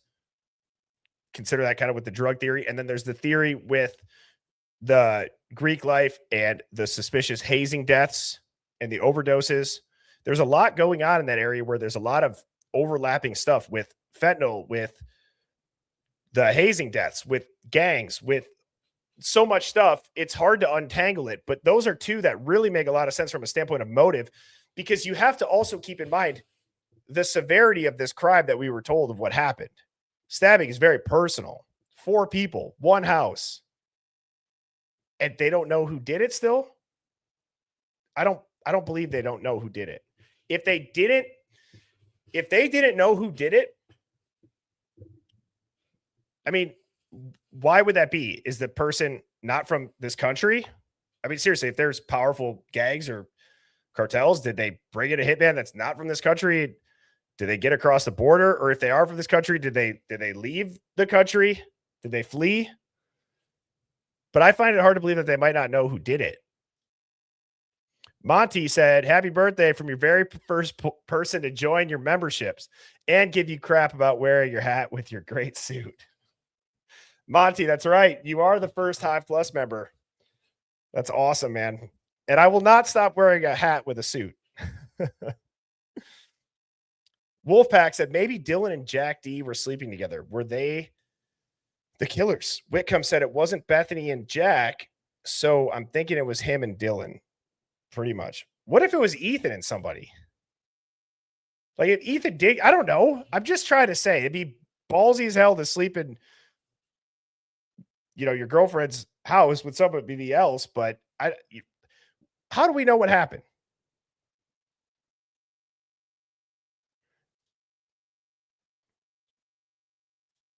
Sad Girl said,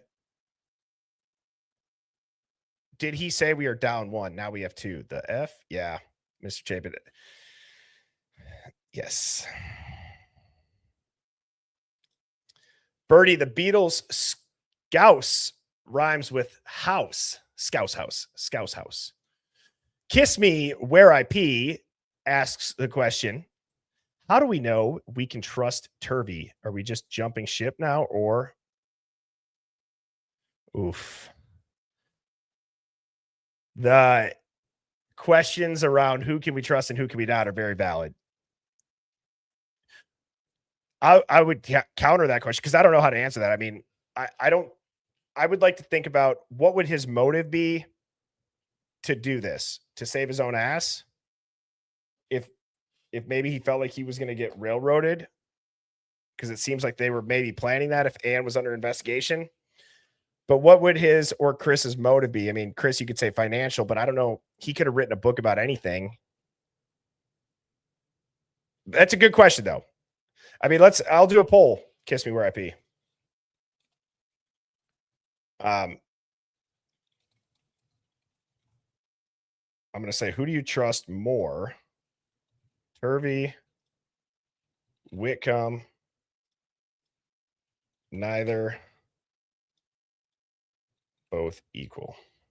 All right, this is going to be interesting. I'm very curious. So the question is this: who do you trust more? Dr. Turvey, Chris Whitcomb, neither, or both of them equal? 1 for Turvey, 2 for Whitcomb, 3 for neither, 4 for both of them equally. All you got to do is tap the number on your keypad, and it will correlate with a vote, and you will start to see them tally up here. I'm curious to see what this is gonna play out with.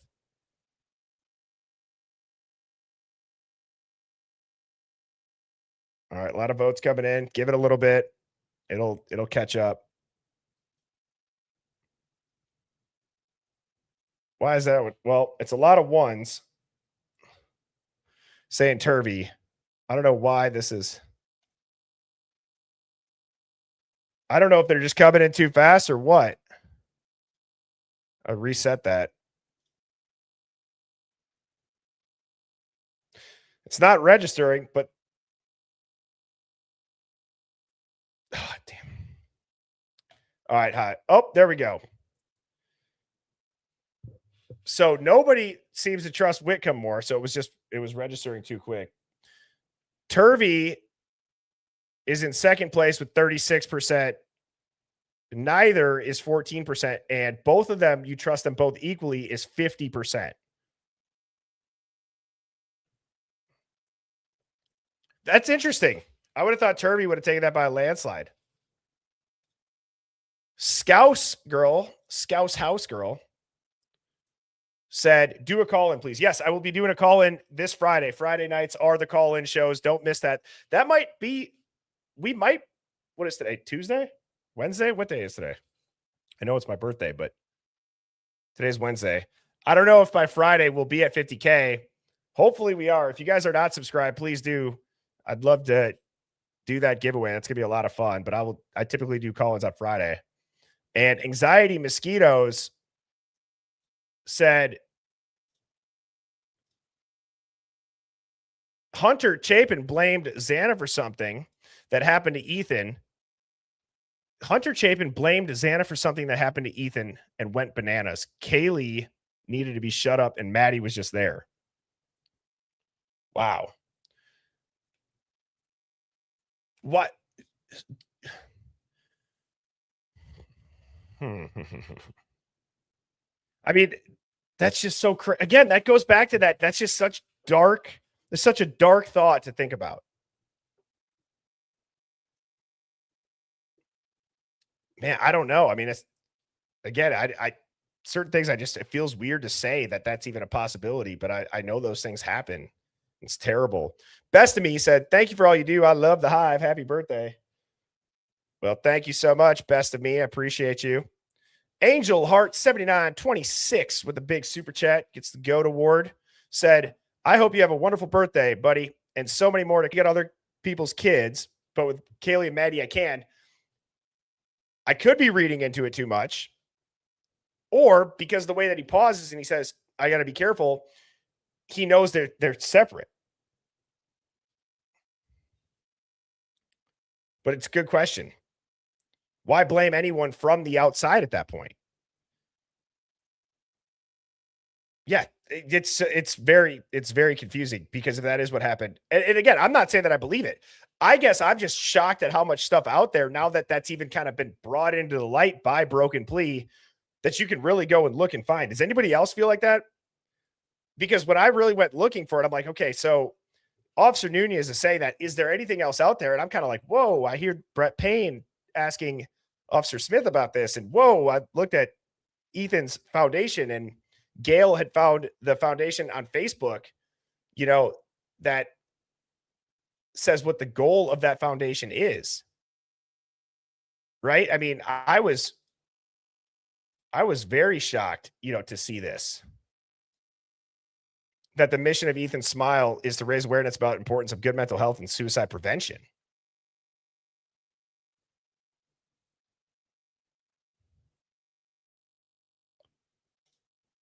Laura, thank you for the super chat, said, I think if we actually knew what happened, 100% our minds would be blown. I have a feeling it's a very tangled web. It would be more shocking if it was a through and through simple explanation. Because if it's a through and through simple explanation for why it happened, well, then why have all the cover up, right? So I don't think it's even possible. I don't even think it's in this realm to be simple anymore. I agree with you. I think it's going to blow our minds if we ever do get the truth. Phoenix Rising, thank you for the super chat. Said, don't forget Xana's dad said she was homesick. Maybe Ethan Chapin walked in on Xana and another guy. If there's any truth to her cheating, Ethan's parents' video says a lot. So, I'm glad you brought this up. That is one of the most logical things that could happen with an escalation. Ethan's getting texts of being cheated on. Xana saying that she was taking a nap. Like, when do they, right? I don't know. I mean, you think about a motive and a personal, and Chris did say you have to wonder, because I believe somebody had asked Chris, why do it at the house? And Chris had said something along the lines of, the person had, and I'm paraphrasing, like an emotional ramp up when they were near them, and it was opportunistic, right? Again, I'm not saying that word for word, but he made it sound like something happened while they were there, and it and it emotionally ramped up. And then you think about the text messages.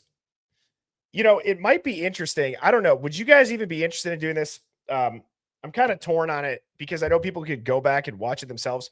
Would anybody be interested, maybe next week or at some point, going back and maybe re-listening to all of the Chris Whitcomb, maybe not all of them, that'd be a ton. Just maybe the Hive's interview with him, or compiling a bunch of clips from Whitcomb. Maybe that's something we can utilize in Discord. Can we start a Whitcomb thread?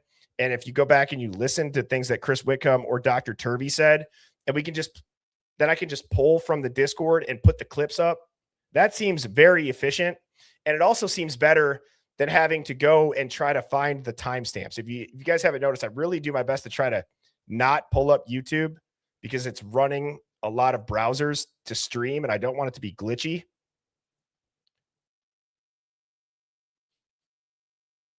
So that, I think that would be, that would be helpful.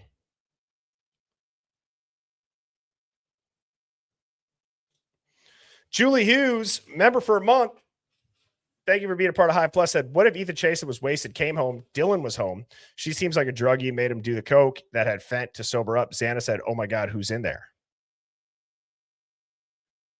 Maybe. Maybe. There's so many theories out there that would make sense. And it's just, I enjoy reading these because I'm curious, you know, if somebody's going to have one that where everything kind of just clicks for a certain thing, right? For a certain aspect, excuse me.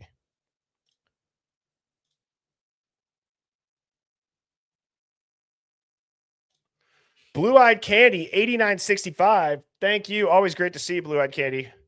Said, true story from the 911 days. A college-age girl broke up with her boyfriend at his apartment while there was a small party going on. He was heavily drinking, locks the bedroom door, and unalives himself with a shotgun while everyone's there. Holy hell.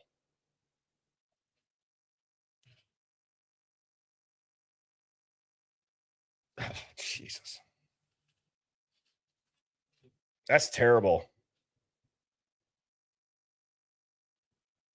The heartbreak suicides are always just so, they're just so sad. They're so dark. They're so emotionally ramped up. Just goes to show you too, like in general, like everybody's fighting their own battle, and obviously reach out, get help if you need it. That's so much easier said than done though, when you're in that dark of a spot. I just like, that's rough.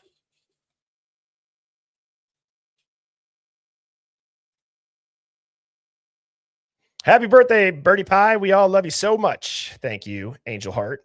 Right back at you guys. Said there could have been a crazy chain reaction and Kaylee and Maddie could have walked into it. You're not crazy. Well, thank you for telling me that I'm not crazy. But I don't think that that's a crazy thought at all either, Angel Heart.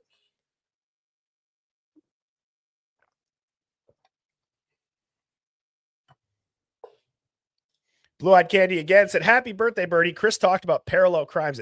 If it started off as just being Ethan, oh, I'm glad you're bringing this up. If it started off just being Ethan, Steve G said they didn't have to go upstairs, and then the Chapins aren't willing to lose another child if Hunter Chapin was involved.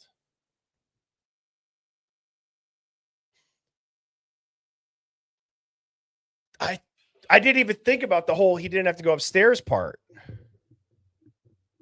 They didn't have to go upstairs. Someone step up. Someone be alpha.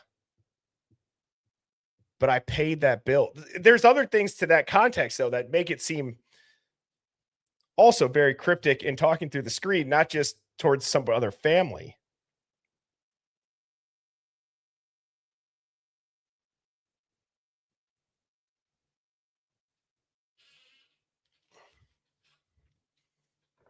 Yeah, I don't know. Juliet AF said, happy birthday, old man. P.S. Ethan had drug-induced psychosis. I'm going to keep telling you until you realize I'm right. Just kidding. But, dude, it works. So drug-induced psychosis from the amphetamines. I don't know much about the dosage of Adderall and when it would get you to that psychosis level. Was Ethan, is there anybody in here that would know? I'm guessing that a lot of it would have to do with tolerance. A lot of it would have to do with body weight. How far apart did you take all that? It'd be interesting to get a coroner in here or somebody who does autopsies in here. I know we had Jeffrey Gentry, but it'd be very interesting to have, a couple different perspectives on it.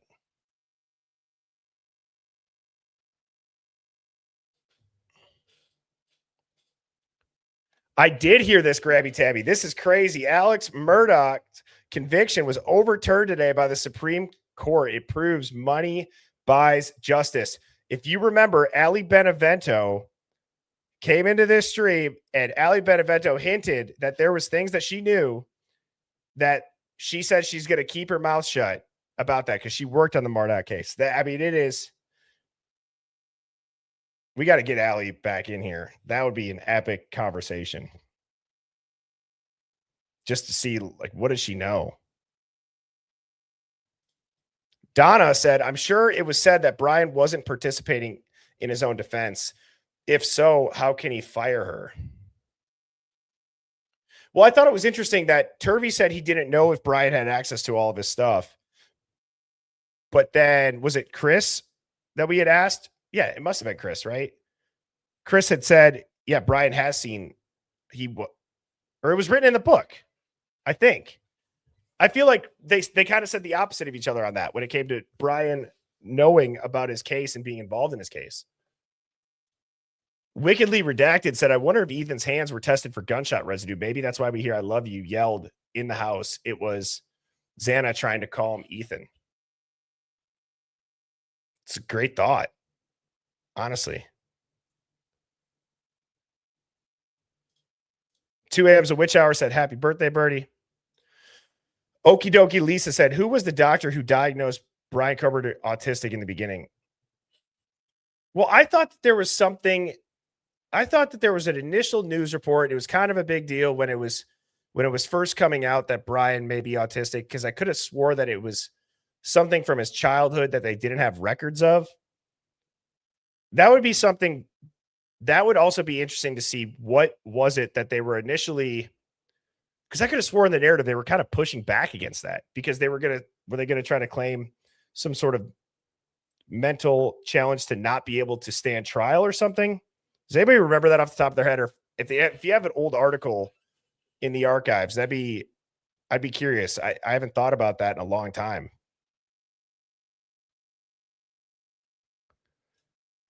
Undercover Mother said, as a new member, welcome to Hive Plus.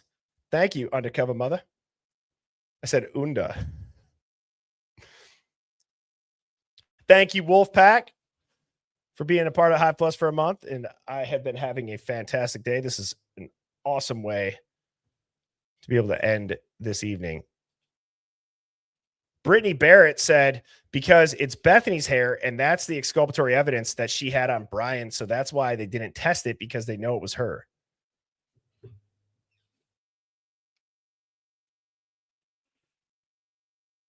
That's such a good take. That actually is a very, very reasonable explanation, Brittany. Great point. That would make a lot of sense.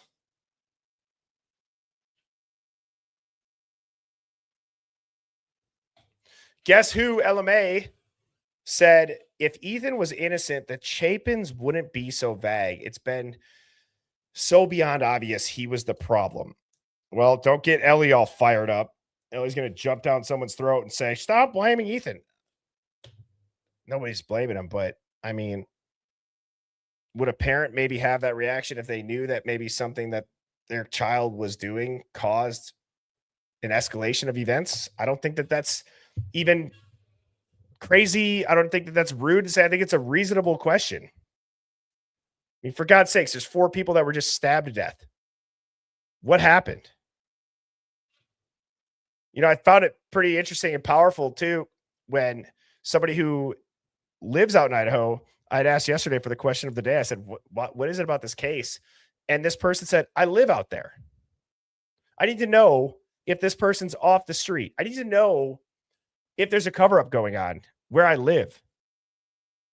And it's so true. I mean, there are a lot of people that tune in that are locals out there. I mean, type of one if you're from that Moscow, if you're kind of from that Palouse corridor area. I know we have a lot of people that tune in out that are locals that will message, but yeah, I don't disagree at all. I mean, they would be much more specific. Let me go through these.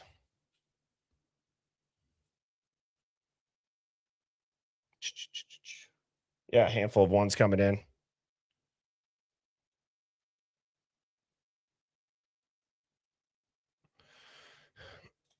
Anxiety Mosquito said, it's sad to say we aren't going to like what the truth is. It will be sad no matter what. You're right, because if we were to be able to get the truth right here, right now, and the full truth, and it would be impossible for anybody to tell a lie. And there's truth serum given to everybody that's involved in this. And it's nothing like what we've been told. I feel like the feeling would be numb. Right? I mean, Dr. Turvey is saying we don't even know who was really at the house. The killers left in a car that is yet to be identified. Did they leave on foot? How many people were there? How did they clean up? When did this happen? How did they manipulate stuff? I think it would probably be a whirlwind of a feeling where you're just kind of like, oh, wow. That's just kind of silent. That's what I feel.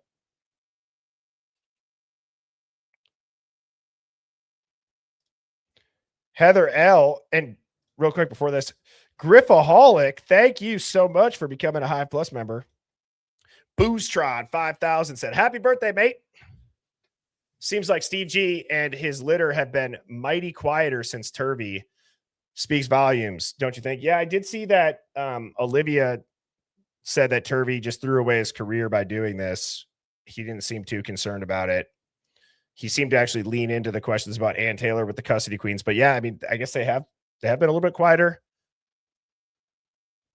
I don't know what to make of the media presence with that. It seems strategic at the same time. It seems strategic when they do go into the media. For a while, whenever Steve went on, it's like, all right, what's about the drop? Because at one point he said, he's like, you're about to hear some stuff about the roommates. Don't believe all that. And I'm like, what does that mean?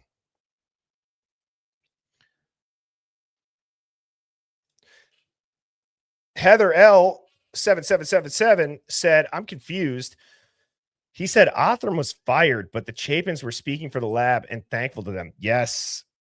And if you remember back when DA used to come on the stream on Monday nights, he went to CrimeCon and said that Stacy Chapin and Kim Middleman, or is it Kim Middleman or Kate Middleman? Kim. One of the Middlemans, the wife of the CEO, told a story with Stacy Chapin that right before Thanksgiving, it was like 5 days they had his DNA. And then Steve G also at the plea or at the sentencing had said, we had it right away. It's time to get to work. So I'm not sure, because that's a good call out, Heather. Were they fired or did they have it? But I did find it interesting that Dr. Turvey said that it's a common practice and it's somewhat, I mean, it's very unethical. I think actually, not to quote him directly, he used the term expert shopping, which is kind of terrifying to think about. You're going to shop around until you find an expert that gives you the answer that you want. Wonder how many convictions are because of just that alone. Growth Renewal, thank you so much for being a member of Hive Plus. I just wanted to say happy birthday, Birdie. We love your hard work. Well, thank you, Growth Renewal. Everybody in here works hard, and it's great to see this community continuing to thrive and grow. Mary Jane Oatman, 6401, thank you for the super chat. Appreciate you. Scouse House Girl. Scouse Girl. Maybe you need to change the username to remind me all the time. Said, you think outside the box, and this needs it. I try to.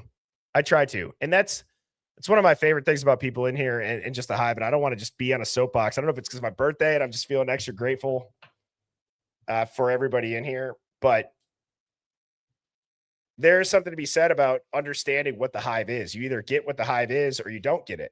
And this channel is meant to literally have people be able to say whatever they want, think out loud, not be canceled or shamed or feel like they can't come into the chat and say something because it might spark a thought for somebody that reads that helps them connect the dots. And I think this is the way. This is the way. You have to be able to talk openly. We don't do that as a society. A lot of people will do it behind closed doors with their close friends, but let's get back to that as a public, being able to say what you want and disagree and get past the initial disagreement and have a debate. Gabby Girl said, I'm still bamboozled by this suicide prevention Ethan shit. Yeah. Yeah, I'm telling you, it blew my mind with how much stuff's actually out there about it. It really did. Aquarian 1, thank you so much for the big super chat. Goat Award said, happy birthday, Bertie. Well, thank you so much, Aquarian. I appreciate that. Beyond Reasonable Doubt 3 said, the amount of hair in his hand seemed like a lot. Yeah, it seemed like a clump, right? But they labeled it debris. Yeah, it must have been a lot. It must have been enough to obviously be noticeable in his hand. It must have been enough for it to be pushed by Turvey, where he's asking, why are we not testing this? They didn't care to, because it must have been very telling.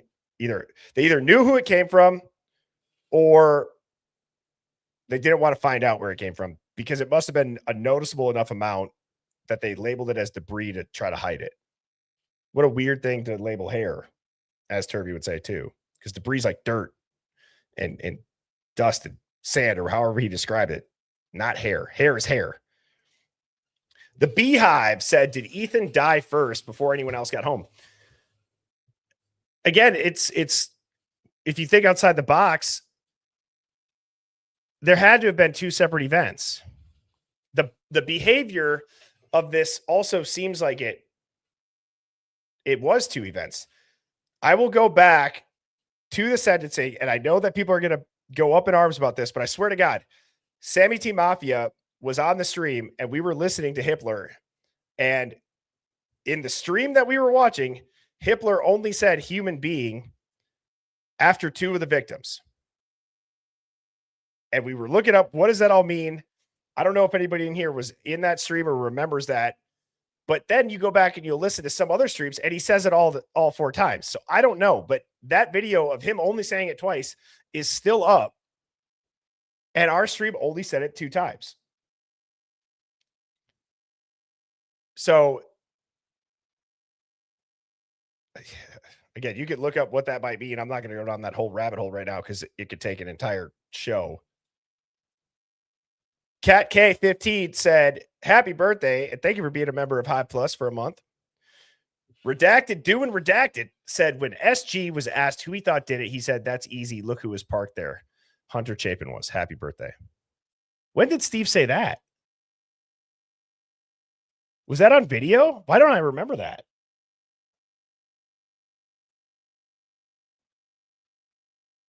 Why don't I remember that? Please send me that if somebody has that. I mean, thank you for bringing that up. I did not remember that, or if I did, I forgot. But thank you for the birthday wish and the super chat. Redacted doing Redacted. Scouse Girl said, I might change my name to Scouse House. Please do, so I don't have to say Scoozy. Scoose. Scouse House. Okie dokie. Lisa, thank you for the big super chat. Said, just because it's your birthday and love your upside down Texas hat. Boomer. Love the Hive and everyone in here. I love this hat too. Actually, I think this is the first time that I wore it on stream. But yeah, I know we have a lot of Texas people in here. I'm like, oh, I'm going to throw this on tonight. But thank you, Okie dokie, Lisa, for the birthday super chat. And Bad Boy 63 or 6231 said, happy birthday, Birdie, from another birthday boy. It's your birthday today too? Love it.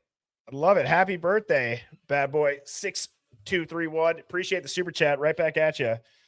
Fun fact too, I was actually born on Friday the 13th. Pretty interesting. It's always been a lucky day for me. Is that how that works? Mobile here said, wasn't Jack D having mental problems and suicidal? If so, maybe that's their justice against Jack D. If he's involved, he would have to live with Foundation referencing himself, not Ethan. Hang on, I got to read that again. Jack D having mental problems and suicidal. Okay, yes. heard that? If so, that's their justice against Jack D. Oh, I see what you're saying. If he's involved, he would have to live with that foundation as almost as a constant reminder, is what you're trying to say. That's deep.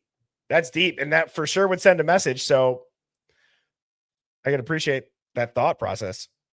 And Angel Heart said, did you hear what Logan from Bronx Tales said? Dylan moved 30 plus miles that night, not footsteps. That's wild. What? What? That was 30 plus miles? Wow. How was that confirmed? Or when? I got to watch that. Are you serious right now?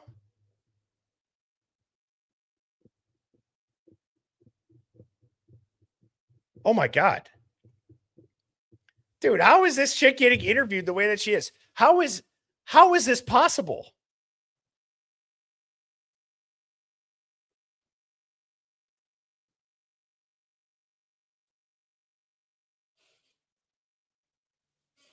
What is it?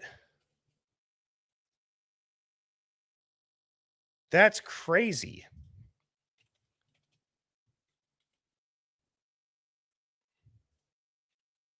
Pull this up quick.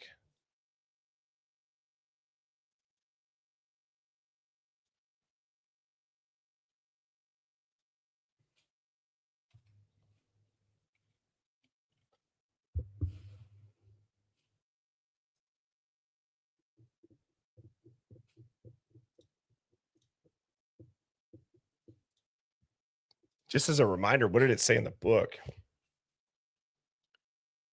So Dylan claimed to have left her room after spotting the intruder, evidence appears to suggest that may have not been the case. Police files indicate that an Apple Watch she wore that night documented movements that are very hard to explain. Before we get to Dylan, it makes sense to revisit Hunter. Okay, where's the next Apple Watch? Okay. We know that both women claimed they went immediately to sleep after all the ruckus, but not why records show they were up texting and using social media. We know they claimed they did not leave their room even to go to the bathroom, but not why Dylan's Apple Watch showed physical movement at 5 o'clock that morning, the exact time Murphy stopped barking. So now let's go to this table.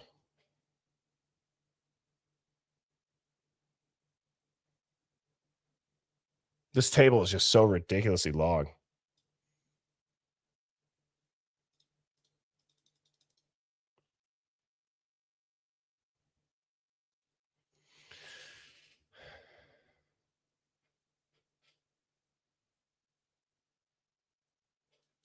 Snapchat call.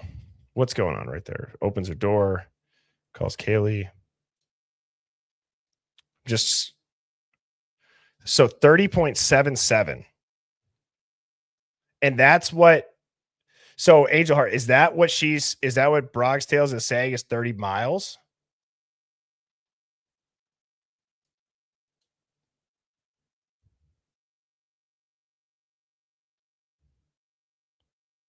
Because then it says it traveled 3.52 at 8. Jesus, that's insane.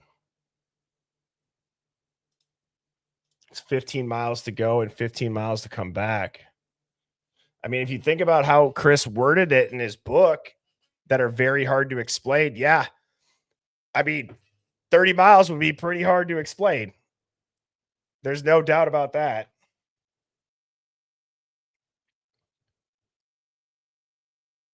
Is there an easy way to do a 30-mile or a 15-mile perimeter on Google Maps or anything?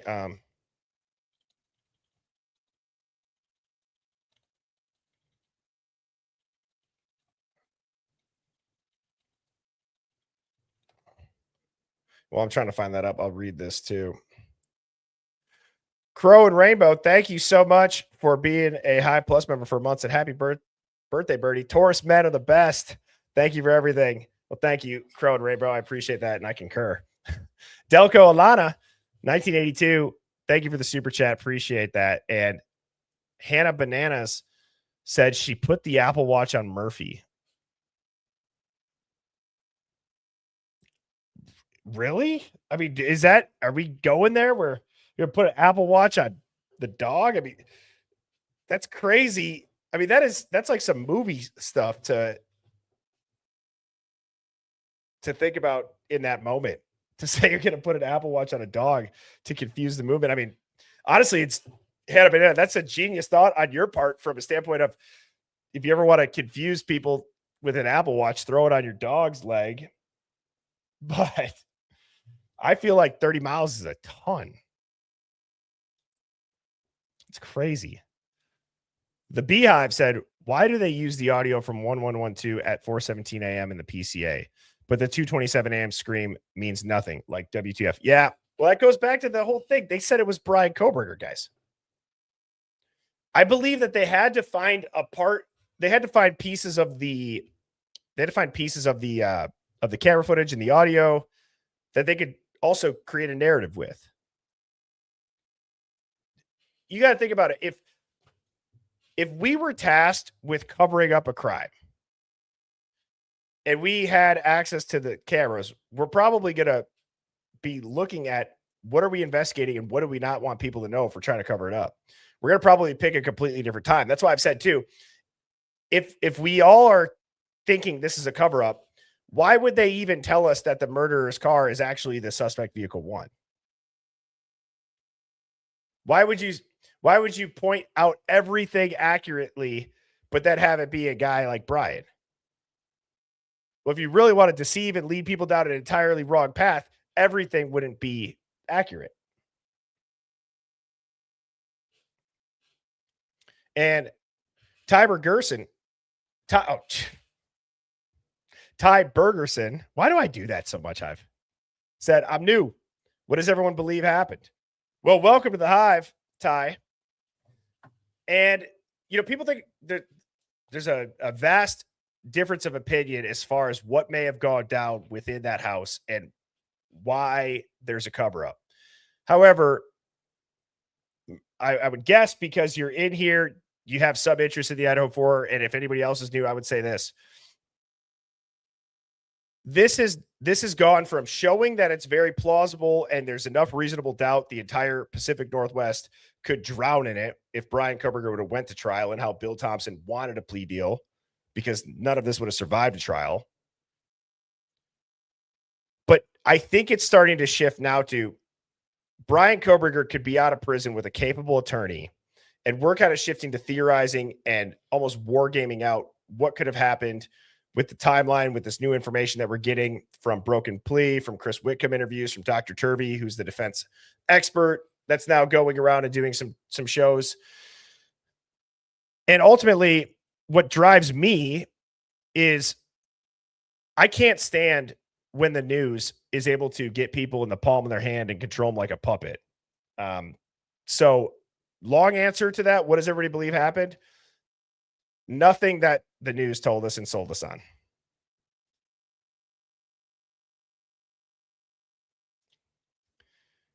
PNW Peach said 30-mile drive and Brittany Fernandez contact related. Ooh, good thought. That is a good thought. I don't know. The Brittany Fernandez thing just puts me in a pretzel every single time that I try to think about that. Bust Diablo, my hat's upside down.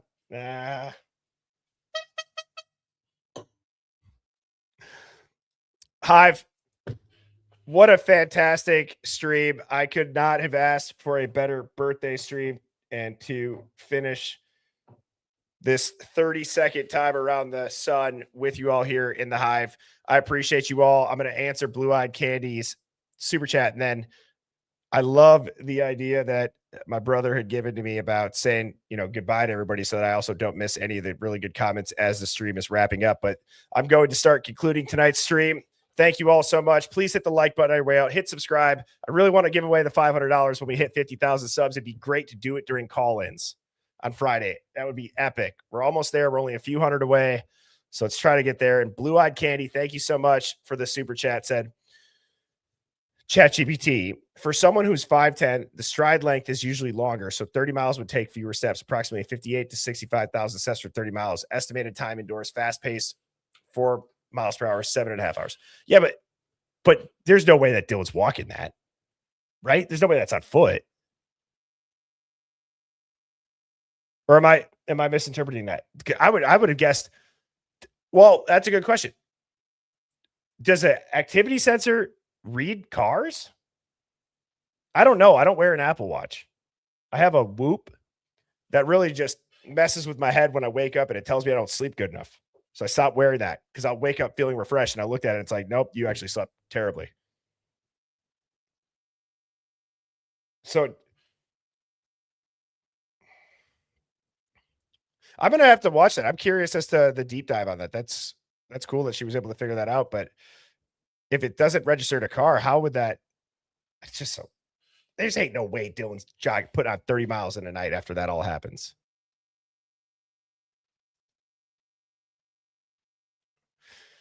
But Hive, anyways, it was great to spend tonight with you. Thank you to my mods, Luna, UFO Dog, Discord Dog, formerly known as Beck. Blue Eyed Candy said cleaning, put on 30 miles of cleaning would be nuts. You cleaned the shit out of that place, which I guess they did technically, but that's crazy.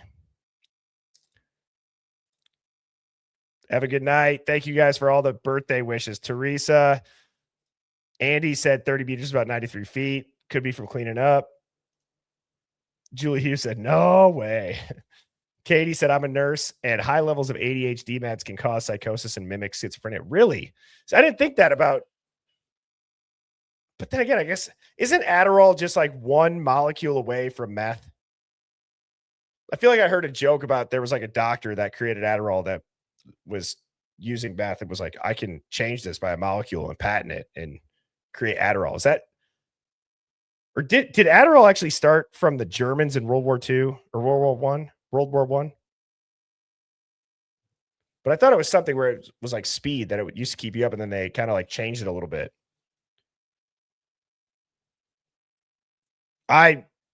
If there's anything that I'll geek out about, I like the World War II stuff and World War I stuff, the Great Reset, the Old World, some other rabbit holes that I've gone down. But isn't Adderall methamphetamine? Right? Adderall is methamphetamine. Or it's not methamphetamine. It's an amphetamine. Right? It's an amphetamine. That's what I should be saying.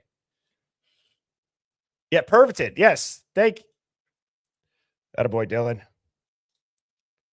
Like I've said, I think that both of the world wars were just to erase the old world. Destroy all the beautiful cities. They took out all the bells and all of those places. All of every country's strongest men, bravest men, they'd line up across from each other. So they take out the strongest men at that time.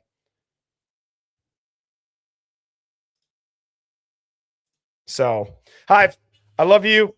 Have a good night. Sleep great. I will be back on tomorrow evening at 7 p.m. Central. I'm posting the quick cut from yesterday. So everybody in here, please go like and go watch that. Leave a comment. Let me know your thoughts. I'm showing the camera footage of 1112 that is manipulated. I showed it the first time way too early before I think people were ready to wrap their heads around that. So I didn't have time today because I'm celebrating my birthday with my wife and my mom. So I'm going to post that right now. So please go and check that out. And I will see you tomorrow night at 7 p.m. Central. And Ariane, the vegetarian, said there's a reason Sudafed is behind the counter. Very true. Very true. Cheers, everybody. Good night. Thank you for all the birthday wishes.